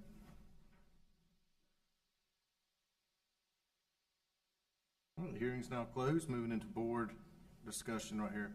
A few comments I want to address. Comment was made about a lady with some flooding related issues, and I can tell you that my feedback I've received from citizens in our communities after reach out to engineering and you have a flooding concern, engineering's happy to come meet you at your property and discuss it. Staff now cannot necessarily go and fix all the problems out there, but I have not seen that where staff is not willing to go meet one of our citizens in Fuquay-Varina right there with engineering department. And so I do find that comment to be a off-base comment that engineering will not send somebody out to meet one of our citizens out there on that. If you have any concerns with flooding out there, Matt Pulling right here is, Matt, hold your hand up so everybody in the room can know, is in charge of all engineering and stormwater, and he will gladly have someone from his department go meet you on your site. If not, if you have any questions in regards to flooding right there. Matt, since you're the subject for this moment right here, this drainage basin that flows into here has and you talk about floodplain study and some different things in regards to that. Speak a little bit more about that place. So this is a very old watershed that was developed long ago. So this is a developed watershed that was in place prior to our stormwater ordinance. So the storms in this very large watershed are very flashy. They don't have any stormwater basins to capture and attenuate the storm, and so these storms tend to be very flashy. If the building envelope encroaches into the flood hazard soils, then they are required to do a flood study, which the flood study would then generate a 100-year stormwater elevation, at which you add 2 feet to that which is a factor of safety for that finished floor elevation. So there is engineering analysis that needs to be done to prove that this is actually a feasible, that it is feasibly laid out. I was discussed earlier tonight, sometimes something shown on paper that can't necessarily be built that big, is what you're saying. Depending on what floodland land is. So if this is a single, perfect. I think that's question will probably be Pam, but you may be back up here. Director Davidson, the existing density. This is a subdividing of one piece of property into 2 lots for TCR zoning as a request. It sits existing as one large parcel, is that correct? It is one lot right now, yes. Okay. What could be built today on it as is? So, and again, it would depend on the soil. So this lot is large enough in the RMD zoning district, take the environmental features away, to divide it into 2 lots. Okay. The density of 6 dwelling units per acre on this size lot would only permit a total of 3 dwelling units total. So it technically could be a duplex and a single-family house to do that. Now, with going with the RMD zoning districts, it would require a 70-foot wide lot, so that 60-foot wide lot, right, wouldn't be pushed over. And so there would be issues again that second lot number 2 is getting closer to the stream. It'd be a smaller footprint necessarily, but zoning as is today will allow 3 separate single-family units. Is that what you're saying? That is correct. With nothing done on it today. And what the zoning is doing, could 3 duplexes be built as a zone today? So these are 2 duplexes, what's being proposed, but you're saying could 3? Existing RMD zoning today, Right, 3 units be built on there. yes. All right, you count duplexes as 1 unit or 2 unit? 2. Okay, so it could be 1 duplex and 1 single-family home built today as is. All right.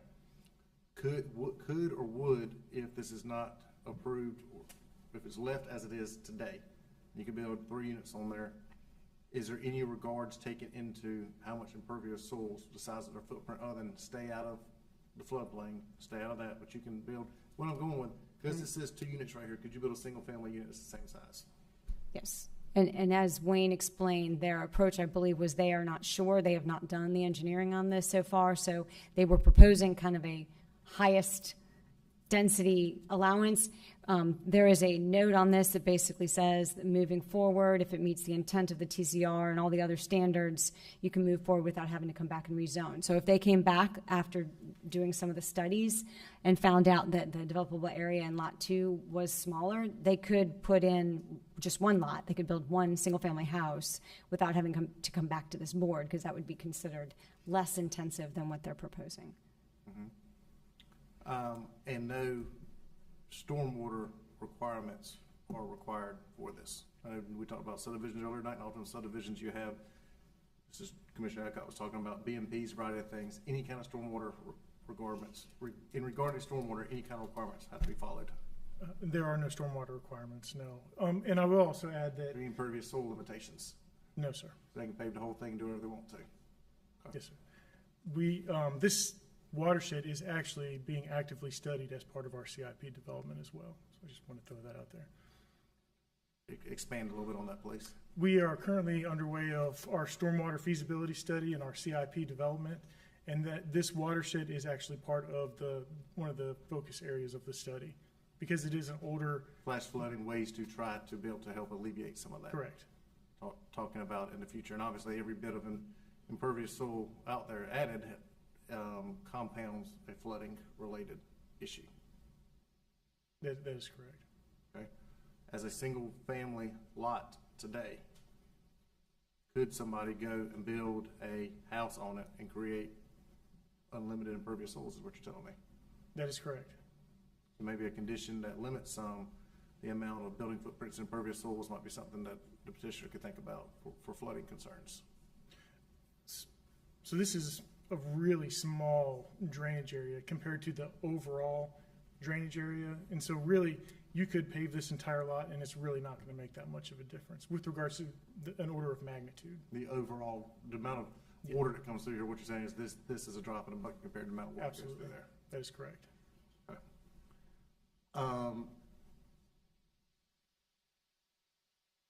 Any comments questions by board members?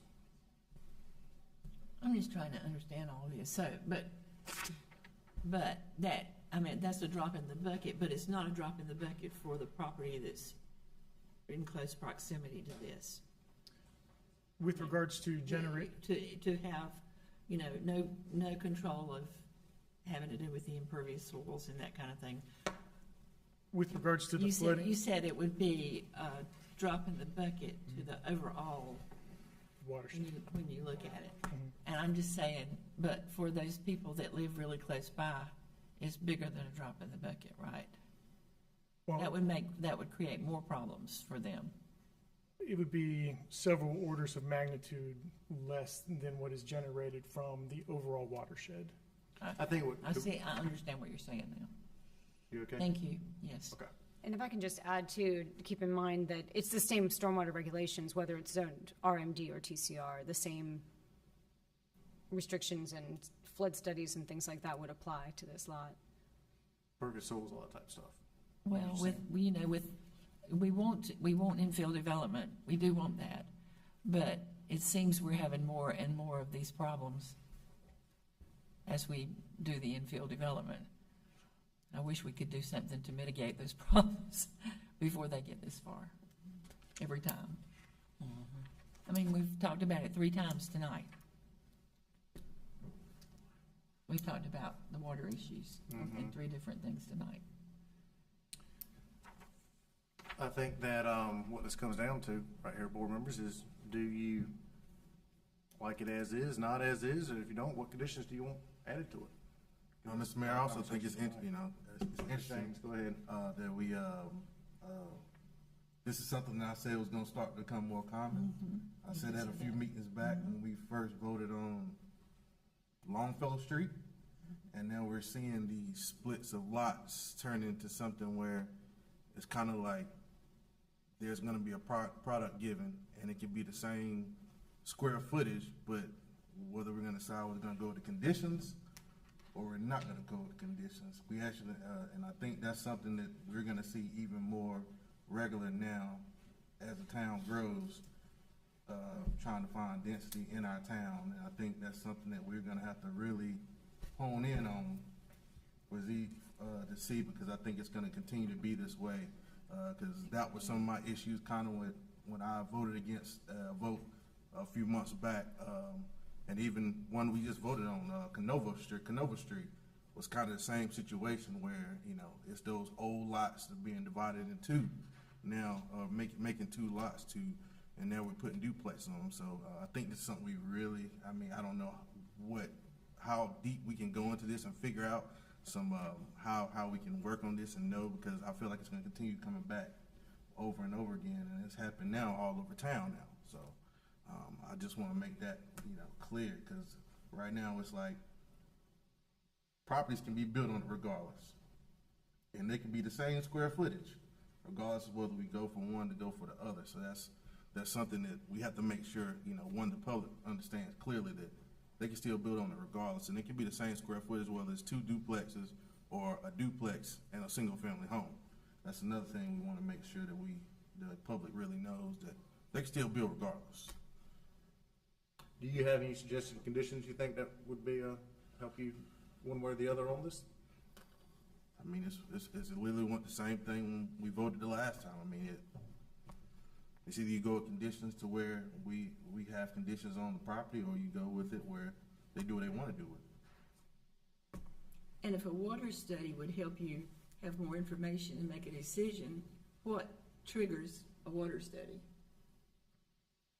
I mean, we're talking about a flood study from a construction standpoint. A flood study for construction dictates what you could build where on a piece of property if it's too close. That's all felicity does. And it tells you what height you have to build the building so it does not get flooded in. It does not tell you you can't build something necessarily. It tells you what heights you build at so it doesn't get flooded on. Commissioner Wunsch, any comments? Yeah, I mean, I read this pretty thoroughly and went back and watched the planning board's, the meeting, and I think my focus is that absolutely, would want to be attentive to flooding for sure. However, the way it exists right now, as has already been pointed out, so I won't belabor the point, but you can build a single-family home and a duplex the same size, knock down the foliage, and have the same issue. And so if we say no, then it's just going to emerge as something, could emerge as something different, but with the same issues. And so that's where I'm at. I don't know where one will really be more harmful than the other for neighboring properties, because if it's not a situation where if we say no, then nothing happens. So those would be my comments, Mr. Mayor. Not sure I got much clear direction on anything tonight. I do have a Y'all question. two have any comments? I just have a question, something Yes, I'm sir. curious about. If the property was not subdivided and it was left as one parcel but rezoned to TCR, what could be built on it? So under the TCR, there's a variety of things. They could put duplexes, townhomes, multifamily are all things that are allowed in the TCR zoning district. But the TCR requires this plot plan or subdivision plan, so you guys get to see what it is. So unlike other, like the previous O&I, where we didn't see a plan, we just rezoned it, whatever this is being rezoned to, they have to present it through either a plot plan or a master plan. I think I was hearing tonight that maybe a desired condition would be to have the property not subdivided, but what would that accomplish? So again, you could put a duplex, a single duplex. Could you put a triplex on it? Or a quadplex. Quadplex. Why even rezone it? They can just build a quadplex as is. No, They can under RMD. They would have to rezone it to TCR. Okay. But again, with Well, I this think- plot plan, What I took from that was I think, it's the dilemma that we're in, which is the rezoning request has conditions, which we like. But, the density is not always something we, or is where the conflict comes in. So it's the balancing act of trying to do the right thing, and it's hard to know what that is all the time. Anybody on the board want to make any kind of motion? Acceptance, denial, conditions, suggested? Any questions or information you need from staff to help make a decision? What was the planning board vote on this? 6-1.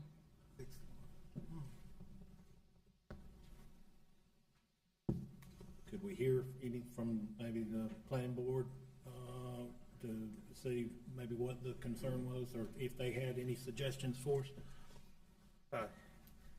Yeah, so I was the no vote on there, so I can speak towards that. Other than, I don't want to speak on behalf of the whole board, but I think, some of the concerns here, it was very close to me as far as my vote. I don't think it was a close vote at all as far as the entire board, because I was the only one that voted no, but I think, for me, it was almost like a 50-50 split in my mind of what we're going to do. I do have concerns with the flood. I think some of the neighbors, to their points about the character of being downtown, what it looks like if you have duplexes there, if we have to adjust for flooding, are they going to have to be on stilts? Is that going to change the character of our downtown as well? But I will say, it was very close. And I think, to the concerns that we have here, there's not a silver bullet, and planning board certainly can't fix it either. I think, had we had engineering reports, flood study done beforehand, that might have changed my mind a little bit. that's just not something, that's our one at bat. We don't get the, you know, the ability to look at that and before we make a determination. Yeah, happy to answer any questions. Thank you. Entertain a motion by the board.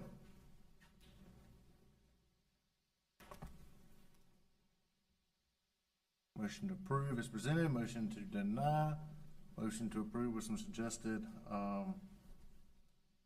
conditions. You know, James, you represent the Attorney James, the planning board also at the same time? That's right. I don't think I need to say anything there. One last thing I'm going to follow up on is stormwater tonight.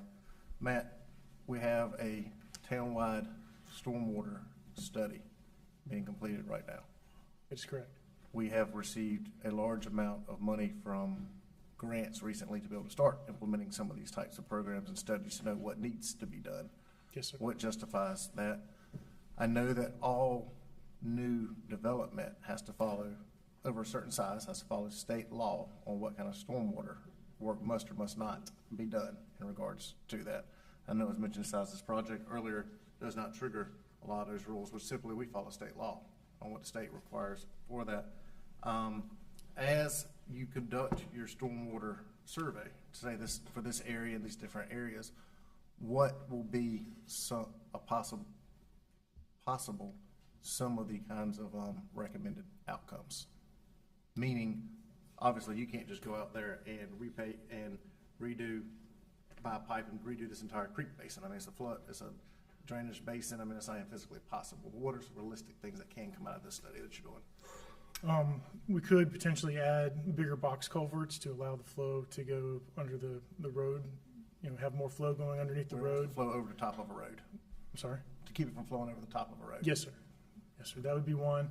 And you know, this study is going to be pretty extensive too. I mean, because of it's over 100 acres, they're going to have surveyed cross sections. They're going to have modeling done.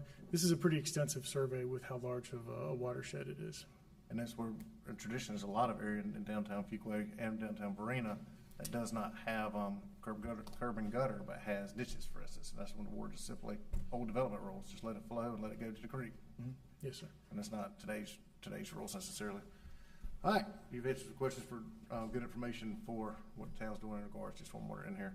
Mr. Mayor, I have a comment. Commissioner Harris. I don't have a solution, just a comment. But I think, as was said earlier, I mean, this is going to be an ongoing issue, but I have to fall on the side of the long-term residents who have been here in Fuquay-Varina for a long time and who are used to a certain quality of life. And flooding does have a significant impact because you can't control water. You can see it and you can have to deal with it, but you really can't control it. And it's something that I just don't think a long-term resident who's been a taxpayer here in Fuquay-Varina or any other taxpayer who can be affected in a situation like this and we not show that we actually have some concern. So without the technical piece, based on the conversation, I'm going to move that we deny the approval of REZ 2024-05, a zoning map amendment at 317 East Vance Street from the residential medium density zoning district to the town center residential TCR zoning district. I'm going to make that a motion that we deny the amendment. We have a motion. Do we have a second?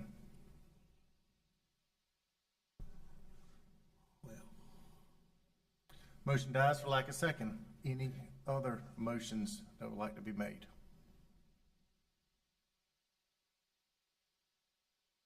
We can sit here all night. Go ahead and motion to approve REZ 2024-05, the zoning map amendment at 317 Advanced Street from the residential medium density zoning to the town center residential zoning district as is reasonable in the best interest of the public for the reasons identified by management and staff.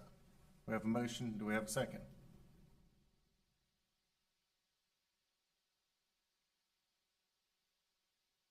We have a motion. We do not have a second.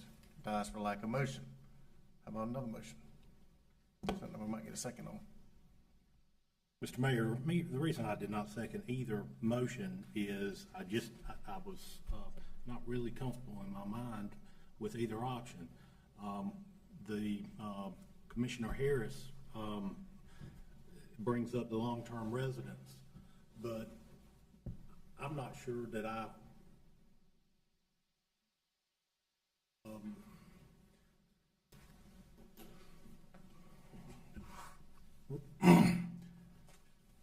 guess I'm not 100% sure that denial of the request is the solution. And I just want to make sure that the long-term residents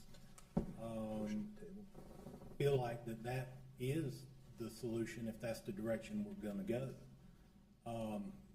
It would allow 3 units, and it would take conditions off.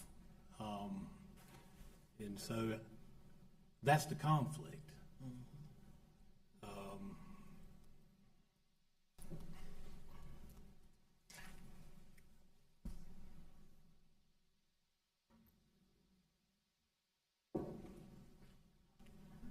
How about some suggestions on some conditions from board members? We can ask the petitioner here if that's something they would accept. A density requirement, maybe?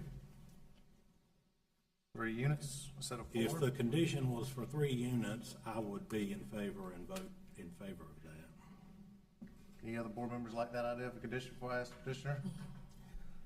No.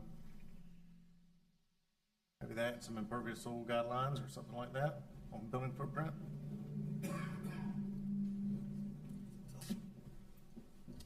Any of y'all interested in any of these conditions? Nobody else is interested? It was important me asking petition, Charlie. I'm interested in if we can condition it to 3 dwelling units. Obviously, I'd love to have impervious surface conditions on it as well, but I would vote in favor of it if all we added to the conditions was a limitation of 3 dwelling units. Wayne, you're the petitioner. You want to speak in regards to this suggested condition? Because you have to offer it up and be committed to it. We cannot implement conditions that you don't agree to. But if we don't do the rezoning, that could happen. That's an option anyway. Besides. It's setbacks. Let's see what they come with. They wants to hear what the condition. Say that again.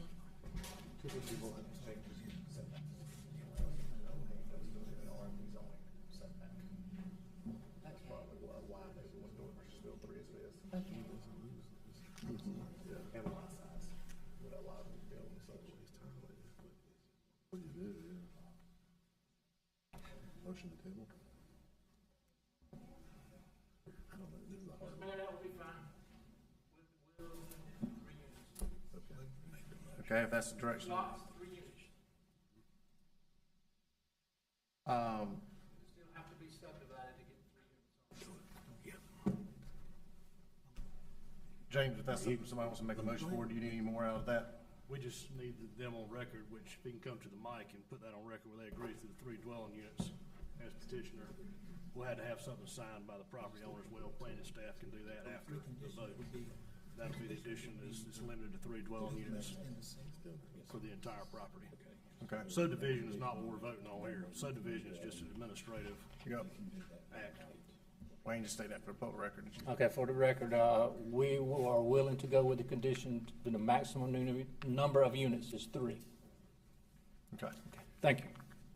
All right, and that's in addition to all the existing. Thank you, Wayne, and thank you to the property owners for being agreeable to that. I will make a motion to approve REZ 2024-05, a zoning map amendment at 317 East Vance Street from residential medium density zoning district to the town center residential zoning district as it is reasonable and in the best interest of the public for the reasons identified by management and staff. And I will just highlight that there are conditions with this rezoning, and the petitioner has offered up the final condition or an additional condition that the development would be limited to a maximum of 3 dwelling units. We have a motion. Do we have a second? Second. Motion second. All in favor say aye. Aye. Any opposed? I'm not say no, stay with women. One opposed, four Yeah. passes. Okay, motion passes. Next item, public hearing 7E, Town Code Amendment, Town of Fuquay-Varina Land Development Ordinance Amendment Number 27, CTA 2024-02. More information about the agenda item will be presented by Engineering Director Bowling. I'm submitting this agenda abstract and the supporting documents into the official record of the town. The purpose of this agenda item is to consider a proposed text amendment to the Town Code of Ordinances, Part 9, Land Development Ordinance, Amendment Number 27, that adopts and implements the new stormwater rules. In April of 2020, the town was added to the new stormwater rules adopted by NCDEQ's Environmental Management Commission. The Environmental Management Commission is a 15-member commission appointed by the governor, the Senate Pro Tem, and the Speaker of the House and the Commissioner of Agriculture. The commission is responsible for adopting rules for the protection, preservation, and enhancement of the state's air and water resources. One of the requirements for the newly added local governments is the development of a local program to implement the new rules by July 1st, 2024. Current stormwater standards in the LDO apply only to the town's corporate limits. New stormwater rules will include a modification and expansion of stormwater requirements into the ETJ. The most significant LDO revisions to the development standards will include the new nutrient loading requirements and runoff volume matching for development. We have lower disturbance thresholds for commercial development, expansion of the post-construction stormwater program into the ETJ, expansion of the IDDE program, and the public education and outreach program into the ETJ. So, tonight's motion is to approve CTA 2024-02 Amendment Number 27 and amend an amendment to the Town Code of Ordinances, Part 9, Land Development Ordinances as presented and recommended by staff. The text amendment improves upon the Land Development Ordinance and is reasonable and in the best interest of the public for the reasons identified by staff. And with that, I would be happy to answer any more stormwater questions. So Matt, this is another thing addressing stormwater tonight. Okay. Hearing is now open. Does anyone wish to speak in favor of the Town Code Amendment? As many people spoke tonight about how important stormwater is, nobody wants to speak in favor of passing an ordinance to require more stormwater provisions. Interesting. Does anyone wish to speak in opposition to the Town Code Amendment? Can I speak in favor? Come on up. David Knox, 419 Stranraer Court, Fuquay-Varina. I would strongly support this. I appreciate that we are definitely taking seriously expanding, taking care of our stormwater out into the ETJ. As many people, as the mayor rightly noted, have been concerned about the lack of control of stormwater, and this would be a vital step forward in that direction. Thank you. Thank you, sir, for your comments. Does anyone wish to speak in opposition to the Town Code Amendment? Come on, hurry up.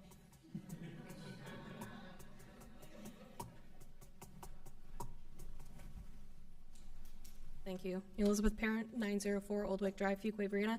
Speaking as a former ETJ citizen, I super appreciate this adoption.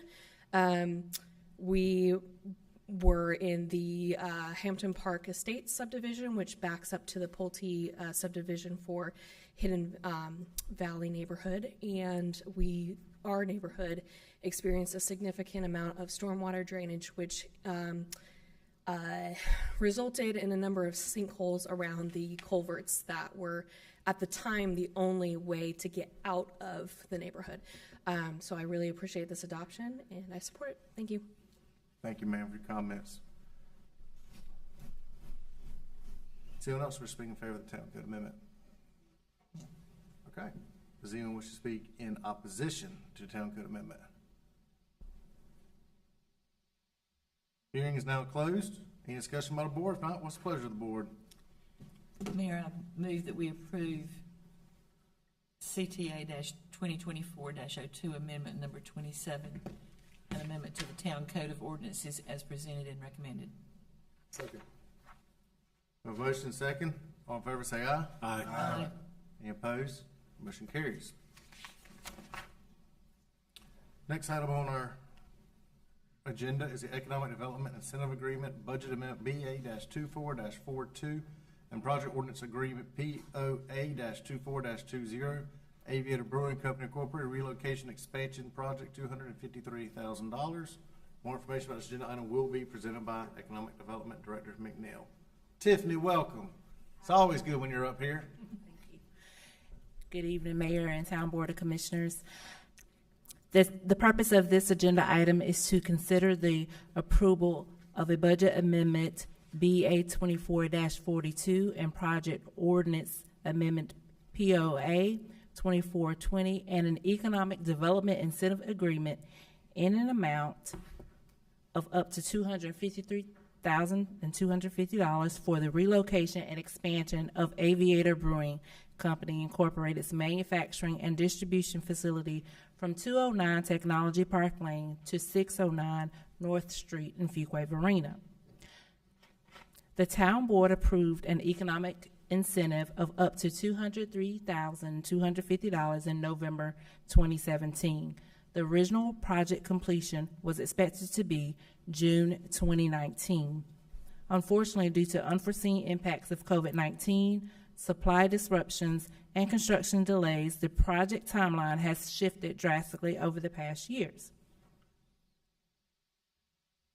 While construction commenced in 2023, the project encountered an additional setback in spring 2024 due to unforeseen issues with utility infrastructure. As a result, the company requested an additional $50,000 in funding support. This image here is about 3 weeks old, so there's a significant amount of progress as well currently. There is a fiscal note aligned to this agenda item. The new incentive amount of up to $253,253. The incentive agreement requires a minimum of $4,065,000 worth of capital investment by April 30th, 2025, and a commitment to hire 75 new employees, both full-time and part-time, by April 30th, 2028. The staff's recommendation is to approve a budget amendment BA 2442, Project Ordinance Amendment POA 2420, and authorize the town manager to execute and administer an economic development incentive agreement in an amount up to $253,250 for the relocation and expansion of Aviator Brewing Company's manufacturing and distribution facility as presented and recommended. Thank you, Director McNeil. One thing I want to mention that I know our printed agendas had a typo on there, added 3 extra zeros on there for $253 million. Yeah. Okay. And so that is not what we're asking for today. And can you get me back, Scott? Tiffany plans to give her all of her $253 million. No, I don't. But I did want to clarify that right there, that typo. So, okay. Thank you. Thank you, Director McNeil. The hearing is now open. Does anyone wish to speak in favor of the Economic Development Incentive Agreement, Budget Amendment, and Project Ordinance Amendment?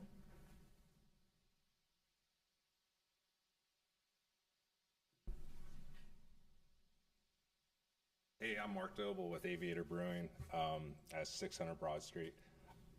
Just want to thank you guys for considering this budget amendment. We've improved some of the public infrastructure around the brewery, and we've run into some problems. We've run into a lot of bad dirt. We've discovered some sewer lines that we didn't realize were there that we had to intercept and fix. I think in the end, we're going to create a really nice area for the community with some new sidewalks, new roads. The residents that live at the end of Sherrill Road will no longer have to drive on a dirt road. They'll have a nice new paved road with stormwater. We're putting in curb and gutter. If anyone would like to tour our stormwater system, it is actually very extensive. So I just wanted to say that, and I appreciate you looking into this. Thank you. Mark, let me say thank you while you're saying up here too. Aviator, you and your company Aviator and your different businesses have done a lot of investing in Fuquay-Varina and really done a great job right there. It's a destination place. A lot of people come to our town to go to your facilities, and I appreciate your investments that you've done in town. I appreciate exactly what you mentioned right here, how you're improving our stormwater system for our citizens over there on that road. And the dirt is no longer a dirt road, but a paved road with drainage. Yep. And there's I know there's an old tobacco barn that was there beforehand that y'all had brought down. That was an unsafe building at the time. So you rehabbed an area that was unsafe with a building and made it safe right there. And so I know the neighbors appreciate that too, and it's a nice investment in our town. So thank you for what you've done supporting Fuquay-Varina here in our town. Thanks a lot. Thank you, sir. Does anybody else wish to speak in favor of the Economic Development Incentive Agreement, Budget Amendment, and Project Ordinance Amendment? Does anyone wish to speak in opposition to the Economic Development Incentive Agreement, Budget Amendment, and Project Ordinance Amendment? Hearing is now closed. Any further discussion by the board? If not, what's the pleasure of the board? I was just going to say, Mr. Mayor, that I drove by, I think it was this past weekend, and it has changed substantially since that picture was taken. But I also noticed, a very vibrant downtown Varina with lots of people at the Aviator locations and having a good time and enjoying themselves. And, like I said, it makes for a very vibrant part of our community, and that's good to see. And this project, I'm sure, will add to that exponentially as people have a number of choices of where to go and spend their money and free time and bring our community together. So thank you. Is that a motion? Mr. Mayor, I'm ready to see it open, so Mr. Mayor, so moved. Second. My kind of motion. So moved. I have a second. All in favor say aye. Aye. Any opposed? Motion carries. Mark, when do you expect it to be open? Hopefully by October this year. Well, October of this year is to go on time for Oktoberfest. Okay. What is, I know we had some numbers in here about your investments there, but I know you have invested quite a bit more than that in that building. What do you think your final investment will be? We're probably in the 15 million. That's a great, right there. Investment right here for headquarters in Fuquay-Varina. So thank you. All right, Tiffany, no more $253 million projects. What is the board's pleasure on the items on the consent agenda?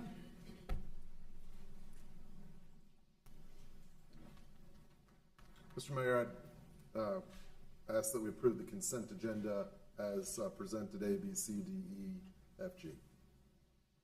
All items on the consent agenda. Yep. Motion second. Any further discussion? If not, all in favor say aye. Aye. Any opposed? Motion carries. No items removed from consent agenda. Administrative reports, item 10A, fiscal year 2024 to 2025 operating budget and 5-year operating and capital plan. Information will be presented by Town Manager Mitchell. Thank you, Mayor and Board. The purpose of this agenda item is to consider adoption of the fiscal year 25 operating budget ordinance, fee schedule, and 5-year operating and capital plan for the town of Fuquay-Varina. I am submitting the agenda abstract and supporting documents into the official record of the town. This year earlier, on April 22nd, the Town Governing Board received a presentation regarding the preliminary draft proposed fiscal year 25 budget. A balanced budget and 5-year operating and capital plan were presented, along with identified human resource needs, facilities, and capital equipment to maintain and in some cases improve service levels as the addition of customers and town infrastructure has increased workload demands on town staff. During the May 6th Town Board meeting, I formally provided a presentation of the town's fiscal year proposed 25 operating and 5-year capital plan budgets to the board. During that meeting, board members suggested a number of changes to the fiscal year 25 budget. And following the presentation of the recommended budget, we solicited and received public comments through our Let's Talk FV platform through May 21st of this year. During the May, during the May 21st Town Board meeting, the town held a statutorily required public hearing, and in response to the board's request, I provided a presentation of 2 options for the town's proposed fiscal year 25 operating and 5-year capital plan.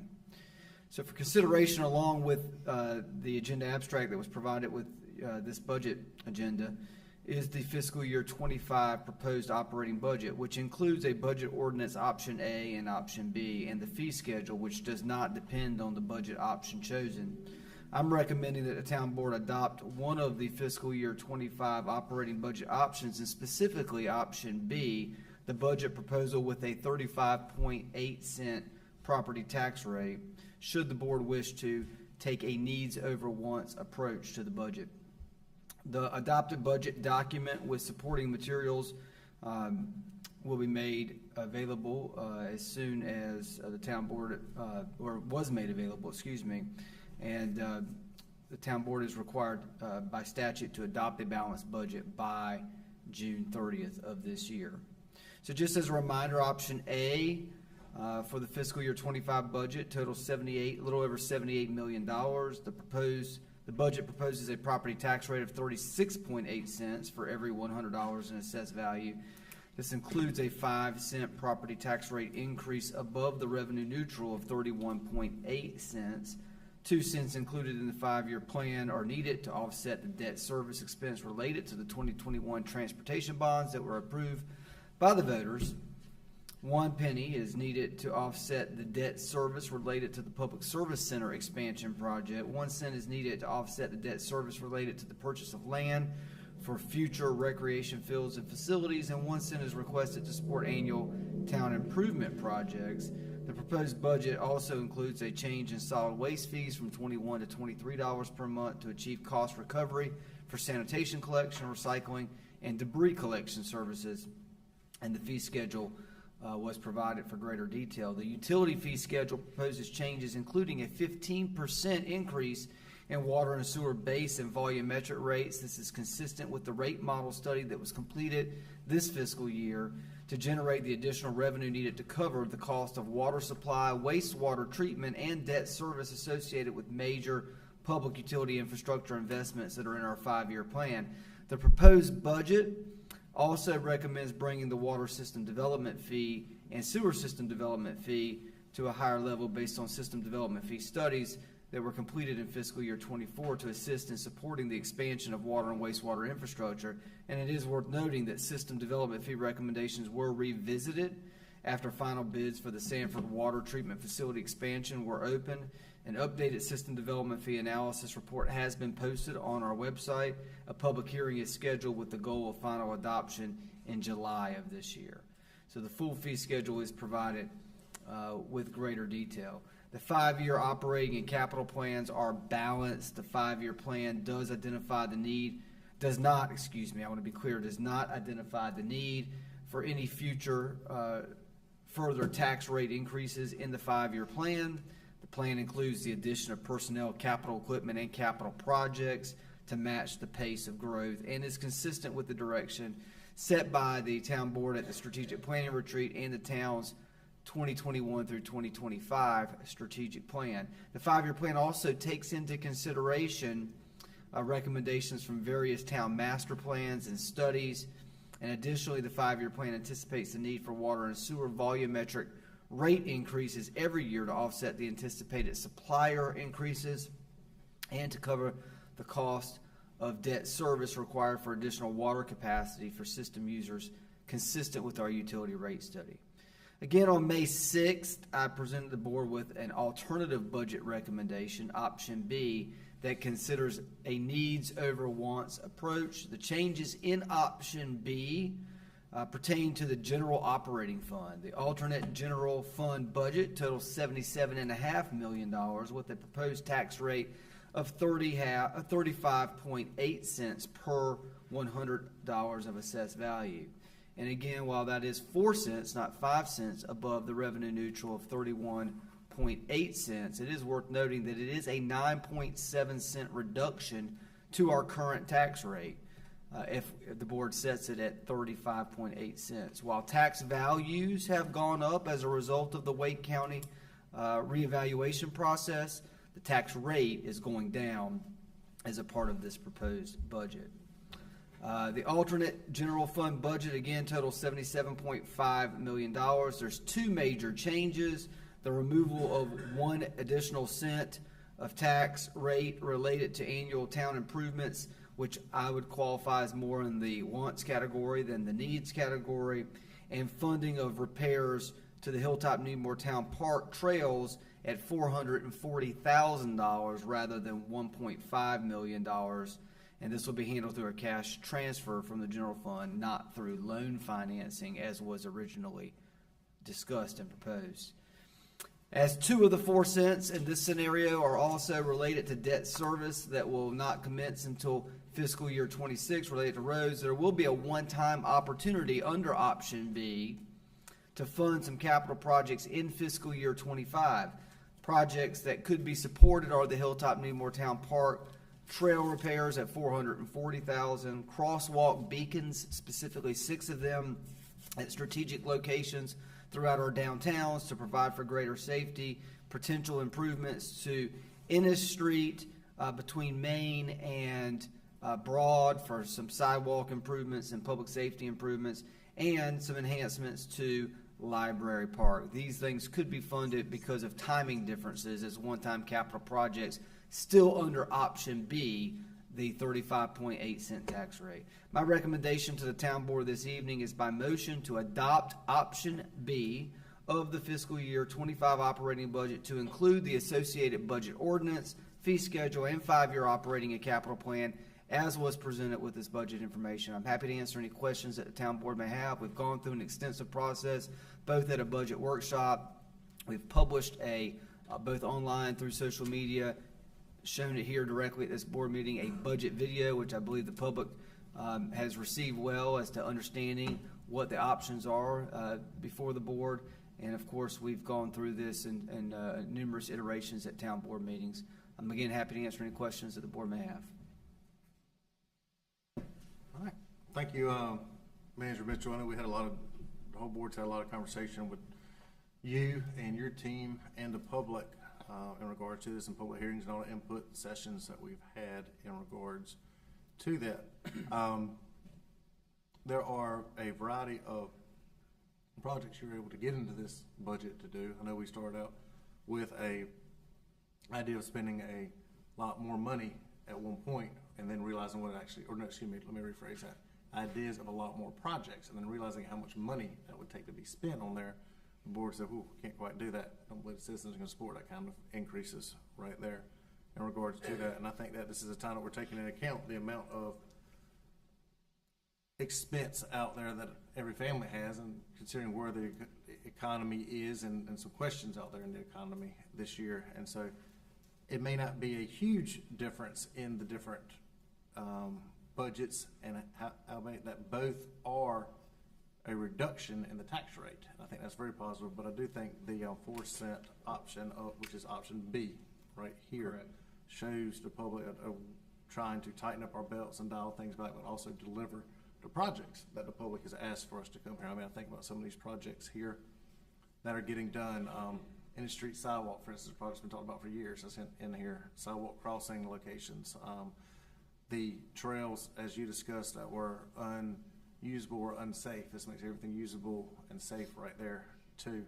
I think this budget goes a long way. It provides our staff the resources they need in their different areas, and we can start planning also for public service, or public works, excuse me, and the future of that. And so I think that option B is a good plan, and I appreciate the time that you and your entire staff's put into that.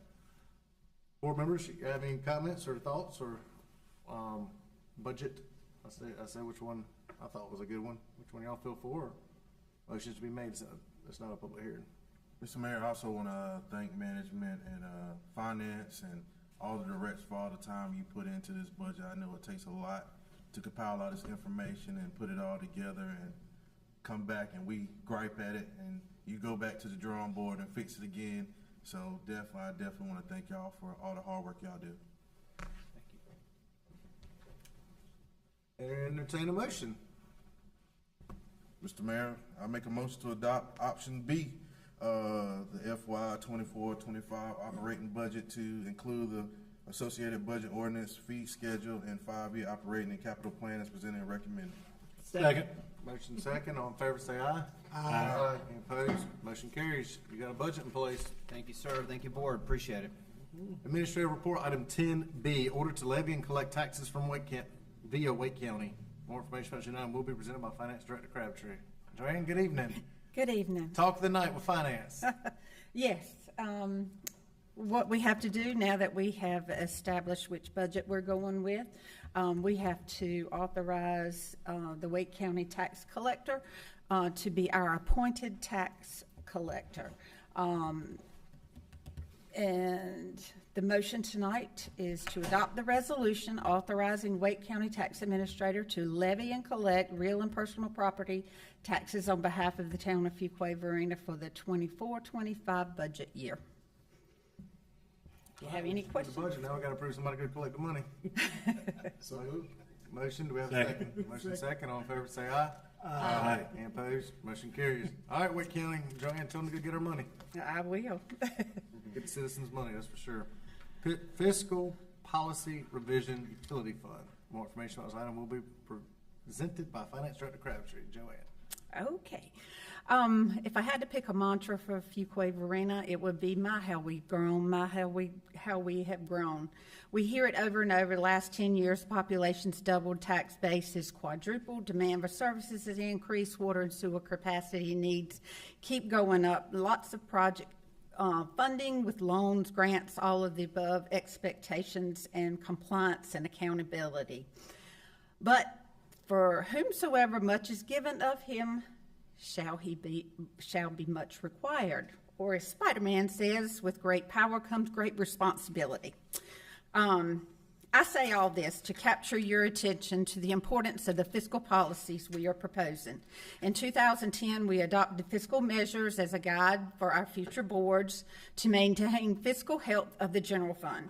With the water and sewer CIP projects for capacity expansion, fiscal measures for the Water and Sewer Enterprise Fund are also important to gauge the fiscal health of the Water and Sewer Enterprise Fund, which is required to be self-supporting.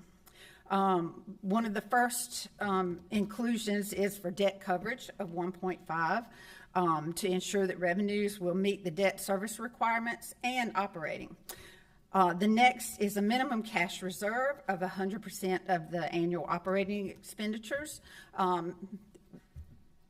Mike will tell you that you never know when you're going to have a water line problem and or sewer line problem.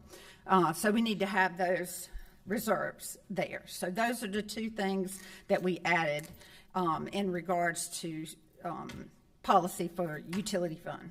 But in looking at these fiscal measures, I thought it was a good time to also incorporate some additional guidelines and directives for fiscal security and responsibility.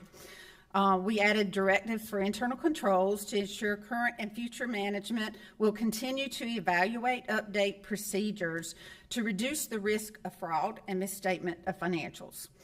We also included a section, cash management and investment guidelines for the safety and liquidity of town funds. The state governs what we're allowed to invest in, but this is an affirmation from the board for directives of safety and liquidity. Also, I added a glossary of terms because, as you know, sometimes in one arena, a term means one thing, in another arena, it means another. For bankers, a credit to the bank account. Well, you would actually credit the bank account if you're adding money, but in the accountant world, I'm going to debit the bank to increase it. So having those glossary of terms just helps us to have an understanding. In addition, included with this agenda item is the Code of Ethics for Governmental and Finance Officer Association. I included that just so you'll know the seriousness I take of my job. Also, North Carolina General Statutes 16886 also requires governing boards to accept a code of ethics. The town also adopted the conflict of interest policy previously. I included that as well with this agenda item, just so we can have all of these directives in one place and we can reestablish and just remind ourselves of all of those requirements. So what we're asking tonight is that the board approve the attached fiscal policy guidelines as presented and recommended. If you have any questions or would like to talk finance, I will be glad to do that. I don't think I have any questions at this time. Any motion to approve or any further discussion from board members? So moved. We have a motion, do we have a second? Second. Motion second, all in favor say aye. Aye. Any opposed? Motion carries. Thank you, Joanne. Other business, manager's report.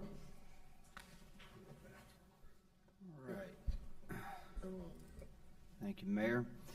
Just a few things to brief the board on this evening before running through some of the other items that are already listed on your agenda. Just want to update the town board regarding some happenings since our last board meeting with several of our departments. As it pertains to public utilities, the Sanford Water Filtration Facility Contract 1, it was bid, and of course we're sort of a bystander to this. Sanford's running this project. The bids had some issues that needed to be addressed, so it was rebid. And the rebids were open this past Friday, and it was to the favor of all the member parties. The rebids came in almost $18 million in total, lower than the previous bids that were rejected. So we all get to feel the benefits of those contractors sharpening their pencils and submitting rebids for the project. So that's a positive. Noah Scott started today as our project engineer in public utilities. So we want to welcome Noah as a part of our team. As it relates to engineering, the Southwest Judd resurfacing project will begin construction the week of June 17th. So we ask the public to be a little patient with the contractors as they do that resurfacing project. That's going to allow us to turn over that last leg of Judd Parkway to NCDOT for future long-term maintenance and repairs. So we'll get it up to a certain standard, and then we'll turn it over, and then we will no longer have responsibility over that, over Judd Parkway. In terms of maintenance, the following projects are being advertised and will be brought to the town board for award. Whitted Road Roundabout, you can expect to see that at the June 18th town board meeting. Southeast Judd and your intersection improvements, you can expect to see that at the meeting in July. And I will say that the James Slaughter Road NC55 intersection improvements and the Southeast Judd Parkway sidewalk projects aren't far behind. So we're now seeing some of these projects that have gone through design and permitting now getting through the bottleneck at NCDOT and coming out so that we can go ahead and advertise for bids and get those before you for consideration of contract award. So we're real excited. The mayor mentioned in his State of the Town address that this is going to be the year of orange cones. We're starting to see them happen. We're getting ready to see a whole lot more of them.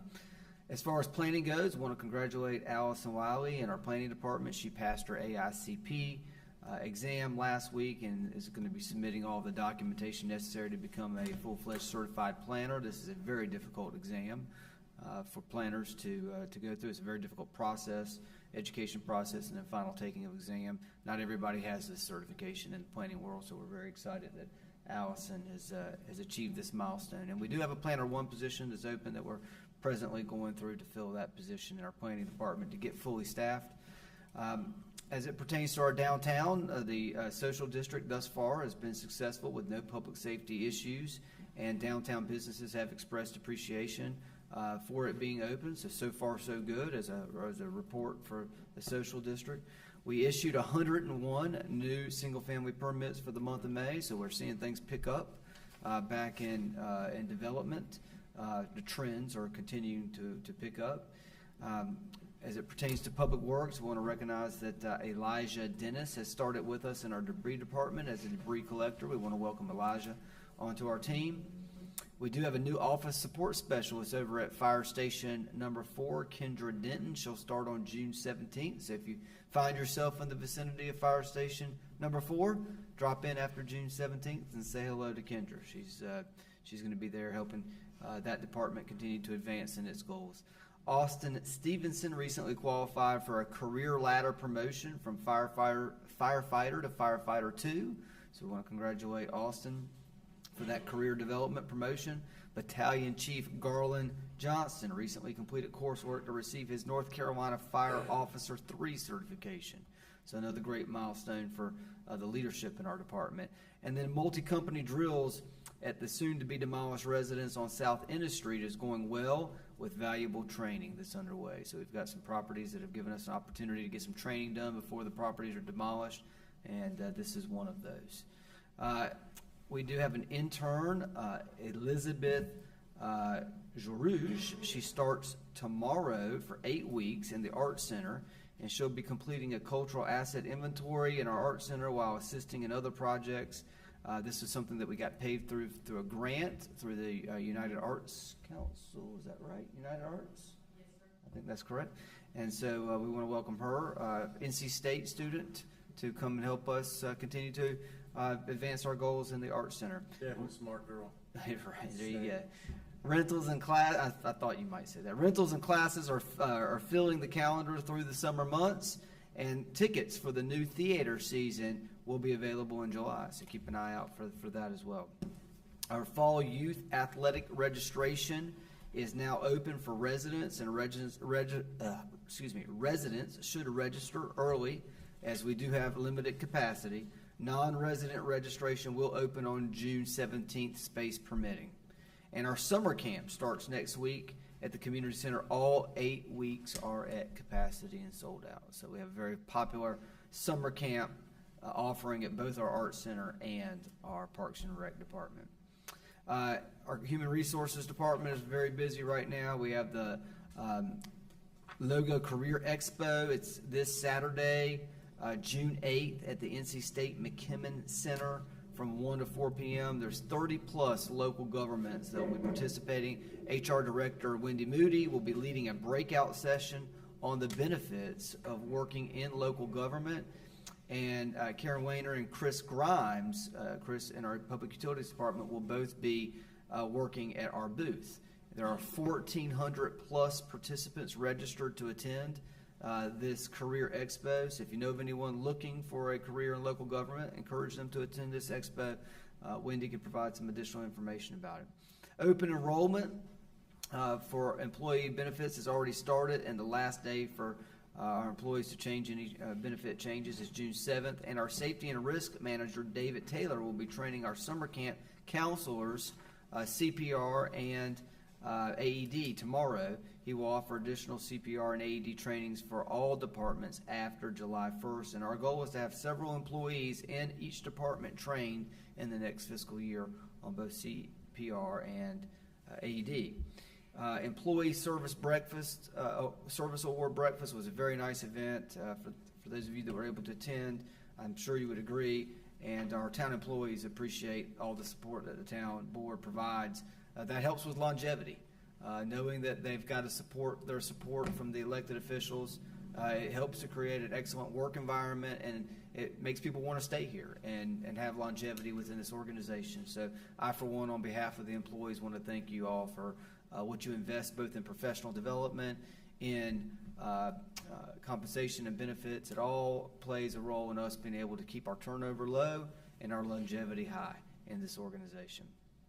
Today, and the mayor will speak more to it, I'm sure, but we did have a check presentation today for public utilities, which is another a good day for our community. I'll let the mayor kind of elaborate on that some more. A lot of activity going on. It's not slowing down in the summer months. If anything, it's picking up, and that's a good thing. That's keeping us all busy and helping to make the days short and the work rewarding. So we're excited about that. You do have a financial quarterly report for the third quarter of the fiscal year included in your agenda materials. I encourage you to review that if you have not had a chance to do that already. A couple of events in the police department. We've got bowling for the Gold Flame. This is a fundraiser for Special Olympics. Man, our police department is rocking it with Special Olympics fundraising. This is a great cause they do every year. They're the #1 agency in the state. If you got a Special Olympics t-shirt, you'll see where our police department is the #1 fundraiser for this great cause on the back of that shirt. They had a torch run last week. Just a great event, and the momentum is continuing to go forward with that great cause. This event, Saturday, June 15th, registration at 10 a.m., bowling from 11 to 3 at Buffalo Lanes here on 401. Our Independence Day celebration is scheduled for Monday, July 1st. We're the first ones always in Wake County to kick off Independence Day and kick the fireworks off. It's an exciting time. It'll be Monday, July 1st at South Park, 6 p.m. gates open. So we encourage the public to come out for that, celebrate Independence Day here in Fuquay-Varina. We do have a coffee with a cop presently scheduled for Meridian at Broad Street on Wednesday, July 3rd, the day before Independence Day. And then as a reminder, we only have one town board meeting in the month of July, July 8th at 7 p.m. So there will be no meeting on July 1st. There will be no meeting on July 16th, as is customary, one meeting in the month of July, July 8th. With that, Mr. Mayor, I've got no additional comments. I'm happy to answer any questions that the board may have. I do appreciate your support on getting a budget across the finish line. Congratulations to all of you for doing that. It's just as much work on your end with setting the vision and the tone. And so it's very important that we get that input early on from the board and get it across the finish line by the statutory date. Happy to answer any questions. Other than that, I have no further comments. Thank you, Manager, for that report. Commissioner Harris, any comments? No comments, Mr. Mayor. Commissioner Adcock, any comments? Mayor, you had a good meeting tonight. I enjoyed it. We had a lot of items, and I like it when we have a lot of stuff going on. We got the budget done tonight, and what you learn, and what I like is that we generally can work as a team and come to a consensus, and none of us gets everything we want, but we come to a consensus, and I think what we end up with is the best solution for the town of Fuquay-Varina. So I think I'm happy about where we are as a town, and that's it. I think you said it well. Great. Charlie, good point. Commissioner Wunsch, comments? I just wanted to briefly echo what Commissioner Haynes said and thank the town for all the hard work that has been put into this budget, and what Commissioner Adcock just said. I'm very glad we were able to unanimously pass a budget for the good of the town and its residents. Thank you, Mayor. Thank you, Jason. Commissioner Haynes. Real quick, definitely thank you for all those who played a part, and that was a wonderful celebration for our clerk, Ms. Rose Rich. That retirement celebration was awesome. I know she just she enjoyed it so much. Also, they recognized high school students going into the military and civil service, which was an amazing event, recognizing them with all the different branches of the military, and as well as EMS there, and seeing our seniors going into these type of avenues is just amazing. I really enjoyed that, as well as the Flash for Heroes. So those are two events that really stuck out in the past week or two that were really good. Yeah, I agree with you, Brian. They were. Mayor Pro Tem Gardner, any comments? Just to add my appreciation for all the work that was done on this budget. It was I think involved the most give and take, and it was hard to get to our consensus, as Charlie said, but I'm really proud of everything that we've done, and thanks to everybody who had a part for it. Nobody mentioned Run the Quay, but it was Saturday, and the chamber sponsored annual 5K and 10K, and I think it was a huge success, and attracted a lot of runners to our area. And I think I enjoyed that check presentation, but I'm going to leave that for you to talk about it. Thank you, Mayor Pro Tem Gardner, very much. A few comments. Yes, we had a check presentation earlier today. Congressman Wiley Nichols' office is able to work with us here in the town, and information provided by Mike with water and sewer and with finance, when we put together the numbers right there, got us just short of $1 million. And that's huge set for that water tower, which is at $1 million out of $7 million needed for it. So it's a seventh of the cost. Pretty good chunk right there, and so we're very happy with that. And that was exciting today to be presented that check. And I know he's working on some other things in the budget right now for the next budget on the federal government, and he's got a couple good proposals in there to be able to help us out. And so we are managing taxpayers' money in a very efficient and effective way, and being able to get grants and money to help come back here to Fuquay-Varina. So that was huge today. We'll talk about that. there's mention about Run to Quay and Torch Run were both mentioned, which both were basically 5K, 3-mile running events in 1 week.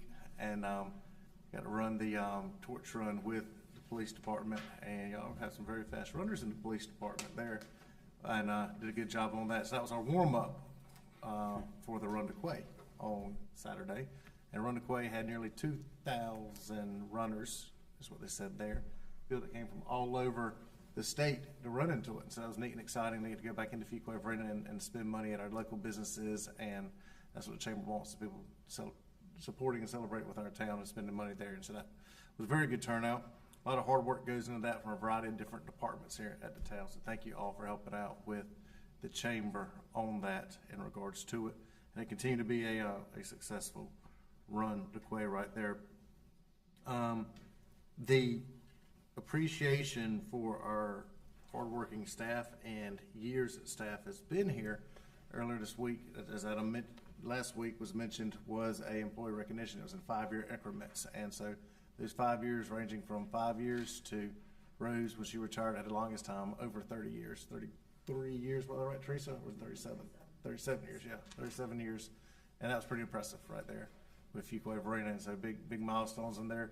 Chief Jones, you had 20 years, 22, 25 years. I'm sorry, 25 years, not a discount. 25 years. I knew it was a big number there, and lots of other ones also had that. And so that was huge right there. Being able to recognize our hard work there of our employees. And I tell them every time, y'all are what make us look good up here because of what y'all are doing right there. So thank you for that right there.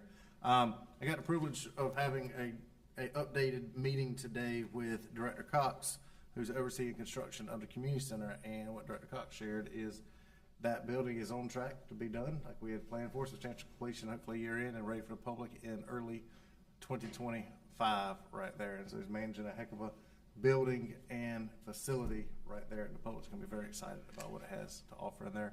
Jonathan shared with me that other departments across the state that wanting to have new community centers are reaching out to him and contacting him and wanting to learn how to have a building like Fuquay-Varina. And so I think that's great and exciting for us right there, something to be proud of that our citizens approved right there. Manager, I believe we do have a recommended closed session for tonight. Yes, sir. A brief closed session pursuant to North Carolina General Statute 143, 318, 11A, 3 attorney-client privilege, and A5 contract negotiation real estate. Motion so moved to move into closed session, please. So moved. Second. Motion second. All in favor, say aye. Aye. All right. As soon as the room clears, motion carries.